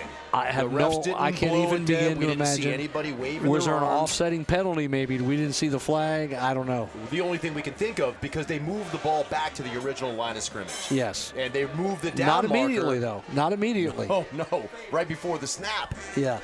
I mean, you know, maybe that gives us an opportunity to go over the officiating crew today. The referee is Jeff Phillips, as you said. Umpire Dan Edwards. Head linesman is Fred DeMarco. Line judge Kevin Frucci. Back judge Marty Wester. And the game clock operator up here is Henry Kuhn. Henry Kuhn, we are not Bayshore legend. locks. We know that these guys don't get paid astronomical amounts, but still. Nasir Dixon's going back to return the field goal if it's short. So here we are, Luka Kui. 52 yards. Oh, he got a good kick, but it's not going to get there. It's going to be short. And so Bayshore's going to take over at the 20-yard line with 57 ticks left to go on the clock and a chance to pull out an improbable victory in the last game of the season. I think he's going to throw a deep ball on the first play. Now, why would you think that? What in the world would make you think that Bayshore's going deep? But with 57 seconds, hey, at least they've got a lot of practice at it tonight. Yes, they have. They've seen a lot of more deep balls tonight than Lakewood Ranch has seen. And you know, and if you're Bayshore, you might be well advised to not throw at the guy with the pink sleeves, number 31. Judah Galassier has been Mr. Everything for this. They have been throwing the 5 a lot. That's who's over there, so I would not be surprised. But and Wiley's going to look to the other side of the field. Ball. He's got Gibson, and Gibson dropped it. It was the game winner. That was a touchdown. Perfect throw. What a throw by Jadis Wiley, and the guy that the coaching staff called maybe the fastest player in the district, Jaden Gibson, couldn't hang on right in the bread basket. Yeah, what a throw Wiley's doing. And Wiley's made some good throws tonight. Made a couple of questionable speed. Here ones. You see the replay. He runs by the corner. There's nothing the corner can do. He's playing off as far as he can. He's turning and running. And when Wiley released the ball, the DB was 2 yards ahead of him. By the time the ball came down, the DB was 2 yards behind him. That's how much ground Gibson Bayshore's got time to work some intermediate stuff here. Now, granted, their MO all game long has been chucking deep. I think they're just going to keep chucking it deep. Especially when they almost hit the that odds. one. No, there you go. There we go. Try to get a first down, and that pass is underneath. And get out of bounds. And it's going to be out of bounds, and it looks like Stansel's on the reception. I think it's Amari. Is that Thomas? I think it's Thomas 5. Stansel's 7 was in the slot there. That's 5. So Thomas is going to be short of that first down. It's going to be 3rd down and 2. And you really can't go for this if you're Bayshore at this point in the field. We just saw them try a field goal. They got to get the first down. They have to. And if not, dare we say, they're going to punt. I don't know if that will happen, but 3rd down and 2 for the Bruins. Critical down for both teams. Empty set. Wiley going to take off. Wiley's got a little bit of room on the edge, and he's going to get there. Jadis Wiley's going to get out of bounds past the 40-yard line. Outstanding call by Ace Sanders. That was called all the way again, I believe, Coach. Coming back, though. We got a holding up there in the middle of the line on Bayshore, and that's huge. Wow, that is a game-changing penalty with 39 seconds left. We talked about the need to get that first down. Now that ball is going to be moved back even further towards the Bayshore end zone. 3rd and 11 now instead of a first down at the 45-yard line. 3rd and 11 at the 20 or 19. That's huge. I'm not sure how many timeouts Lakewood Ranch has. I believe they have 1. I think they have 2. I think they've only used 1.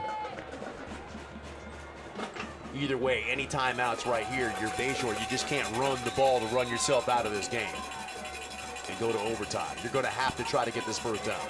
Yeah, if they run the ball and don't get it, I'm sure Lakewood Ranch would use a timeout and force a 4th down decision, which would be a tough decision. We saw the punt team earlier. So I don't see them running the ball other than a quarterback draw. This is going to be a deep throw more than likely, I think. And the crowd is letting them hear it. Wiley's going to go deep. Got a man. It's overthrown. It's picked off. That's a bad interception maybe for Lakewood Ranch. With 34 seconds left to go. I'm telling you, Coach, I don't think Bayshore could have punted the ball any better than that. No, but the game's over. You don't have to. All you have to do is take a knee, and the game's over. So I mean, there's no such thing as a bad interception in that situation. All Lakewood Ranch has to do is go out in the victory formation, take a knee. Bayshore can use their last timeout. There's 34 seconds left, right? Right. Yeah. So they're still outside of field goal range. I mean, they're going to have to yeah. pick up 10 yards. There's no knee taken. I was thinking they were leading. My bad. You just don't want to stay around for more on a work night. You were It's trying late. Yeah. Let's try to get out of here. Oh, but there is no way Bayshore's punter would have put that ball beyond the 45-yard line. There's just no way. I don't know if he would have punted. They would have gotten another play, another chance at throwing a deep ball. And that had all the hallmarks of Lakewood Ranch taking over in field goal range once that ball was deemed incomplete. They have 34 seconds here. So Bayshore's defense is going to have to respond once again. I'd say they have to get to the 25 to have a reasonable shot. What we saw out of Luka Kui's toe the last time, I would agree with that. Yeah. Maybe the 30. It's going to be a screen. Angle. And he's got a man. It's Barry. Barry's going to go all the way. No one's going to get him. Eli Barry. Touchdown, Lakewood Ranch. The screen 25 seconds left. We mentioned no flags on the field. How effective that screen was earlier in the game. Good call by Lakewood Ranch. Great job by Barry. What a game Barry has had. Wow. Well, you got your wish, Coach, unless Bayshore can pull out a miracle with 25 seconds left here. Doesn't look like we're going to get any free football here tonight on a Thursday night before Halloween. Well, we're going on 3 hours right now for this game, so that's... I think everybody got their money's worth. I didn't realize it was already 10 o'clock. Yeah, it's 10 o'clock. When you throw every down, that's what happens. One team throws every down. So the Lakewood Ranch Mustangs, Eli Barry, just the man of the hour all night long. 169 yards on the ground tonight for Barry. And a critical touchdown to win this game, perhaps, for the Mustangs. It's not over yet. 25 seconds. Good skilled athletes that can break big plays. And Jadis Wiley has been throwing it deep all night. We talked about the speed of those Bayshore receivers. Yep, and if Bayshore loses, they got to go back tomorrow night, wait to see what happens. Then they got to wait till the FHSAA rolls the bones around or whatever they do to figure out. There's nobody knows the algorithm to figure out the seedings. I'm not even going to try to figure that one out. I mean, the head of the FHSAA takes a Yahtzee thing and he rolls out dice, and that determines who plays where. I don't know, but they should still make the playoffs. Right, they should still make it because they were number 4 in their region. They're not going to probably and if all the teams below them lost and they lost, it could still happen. But I mean, somebody's going to move up, you would think, statistically. But we don't know for sure because no one knows how the system works. So Eli Barry with 30 carries for 164 yards and a touchdown on the ground, 3 receptions for 70 yards and a touchdown in the air. Not a bad night's work. Not a bad night. We've got to give credit to our crack statistician. Thank you for those stats, my friend. Donnie Wilkie and the Herald Tribune helping out with the stats. They're going to have to go 80 yards. Cooey with a good kick. Good for Bayshore right there. No time burning off the clock. problem is they're 80 yards from pay dirt. Bayshore's got one timeout left. Now, Lakewood Ranch has got to be in a prevent here, and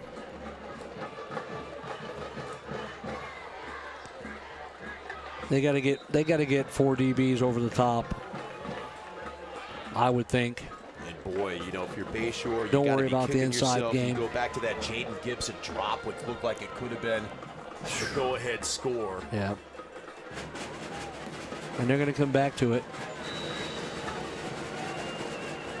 Yeah, they've gone to a 5 wide receivers in the game. 4 DB look for Lakewood Ranch, trying to keep an umbrella up over the top of everything. They're going to rush 4, rushing 3, and Wiley's going to roll out of it. It throws underneath, and that's caught for a first down. But Bayshore got to call their last timeout or hurry up here. 19 seconds left to go. They could spike it here. They could line up and spike it and not use any time. Timeout Bayshore. And they used that last timeout. I would have spiked that one there. Timeout Bayshore. Well, they couldn't. They had a player down with a cramp, too. I don't It's like see the Dixon. Oh, there he is. Yeah, looks like Dixon, number 10, I believe. Downfield at the 43 of Bayshore. He never would have got. They had to use a timeout because if they had to wait for him to come back, he couldn't get back to line up to do a spike even. No. So you're forced to use the timeout there. Let's hope this is, you know, again, a cramp. But again, Coach, now Gibson's not one of those guys that are going both ways. I think it's Dixon. Or Dixon, I meant. Yeah.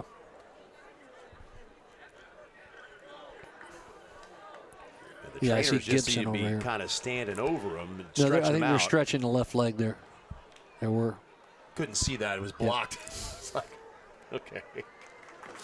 And You look okay, buddy. Get up. There's the Frankenstein walk off the field that we've seen all We've seen that a multiple couple times tonight. haven't we? But that's one less electric receiver in the last 19 seconds here.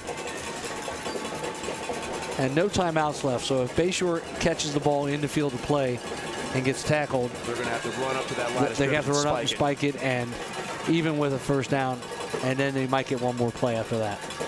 So you're looking at maybe two, 3 plays tops here, 19 seconds. Because of the timing. Lakewood Ranch crowd alive as If Wiley's he's going gotta to get take out off. of He's got to bounds. get out of bounds. Gets the first down and does so at the 48-yard line of Lakewood Ranch. Gonna mark 12 it right seconds to left to 50. go.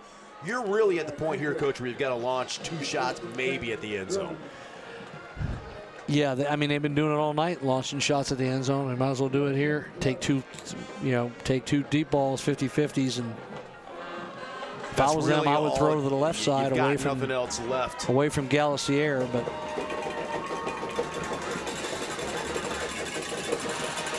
so here we go, 12 seconds left to go. Bayshore at midfield. Jadis Wiley looking deep, steps up. He's going to be brought. No, he escapes, and now he's brought down. That's going to do it. And guess who? Getchout. What a way to end the season, his senior year, come back from an injury and get the sack to win the game against Bayshore. Couldn't have said it better, Coach. Number 25, Mr. Everything for this team all year long. And he closes out the 25 season for the Lakewood Ranch Mustangs with a sack. And boy, you got to give credit. Hats off to Bayshore. They were down big in this ball game in the second half, 21-0. Stormed back to tie the game. And for a moment, it looked like they might even pull this thing out. Not to be. Bayshore lives maybe another day at the playoffs. Lakewood Ranch's season will end with a victory. 28-21, your final over the Bruins here from Mustang Field on the campus of Lakewood Ranch High School. And Coach, I'm not sure if this is our last broadcast of the season or not, but it very well may be. So it's been another one, another great one for both of us here for the Manatee Schools Television High School Football Game of the Week. Been a pleasure doing these games with you, my friend. Good to be back. Yes, been a pleasure. Another great season. What a great game. What a great game to finish out the season with a thrilling victory for Lakewood Ranch. And Lakewood Ranch, a team that I saw 3 times this year, and I felt like they played better each time. I can tell you that I was impressed with them last week, and I was even more impressed with them tonight. Yeah, last week they were impressive for a half. This week they played, but they finished it off. And that squares with your observations as well. Yeah. And before we kick it out of here, I just want to go ahead and give a shout out to our MSTV staff, our producer Carl Shelton, and the students that he's able to gather from the TV production classes, not just from the schools and the home school of every game that we broadcast, but also students out of There MTC they are. as well. There's There the we crew. go, guys. Great job tonight. Great job all season long, and I'm excited about the future for the broadcast of the game of the week on MSTV. For the remainder of this year, for the different sports, we'll be doing a little baseball, I'm sure, here and I'll there. be doing a little baseball, but we're also Yeah. going to be doing a little MSTV all-county team, I think, again. I haven't cleared that with Carl, but we did it last year. I like the sound So of that. we'll be doing a little MSTV all-county team coming out, recognizing some seniors and underclassmen is honorable mention, but the whole all-county team, first team will be all seniors or recognize the seniors. And give them a little recognition, especially some of the positions that don't get called during a game of much. The offensive lineman, the D lineman, you know, some of the guys battling it out in the trenches there that don't get the recognition. Maybe give them some recognition as they try to go forward to maybe a recruiting fair or get recruited by a small college. And that kind of exposure can be helpful. Hey, and that's why we're here, you know, not just to advance the skill set of our kids operating the cameras and producing this show, but also to promote our players out there on the field in every sport that we broadcast here on MSTV. So for our broadcast crew, for Coach Chris Comboy, I'm Skip Wilhoit, and stay tuned for whatever's coming next around the corner on the MSTV Game of the Week. It's a great game.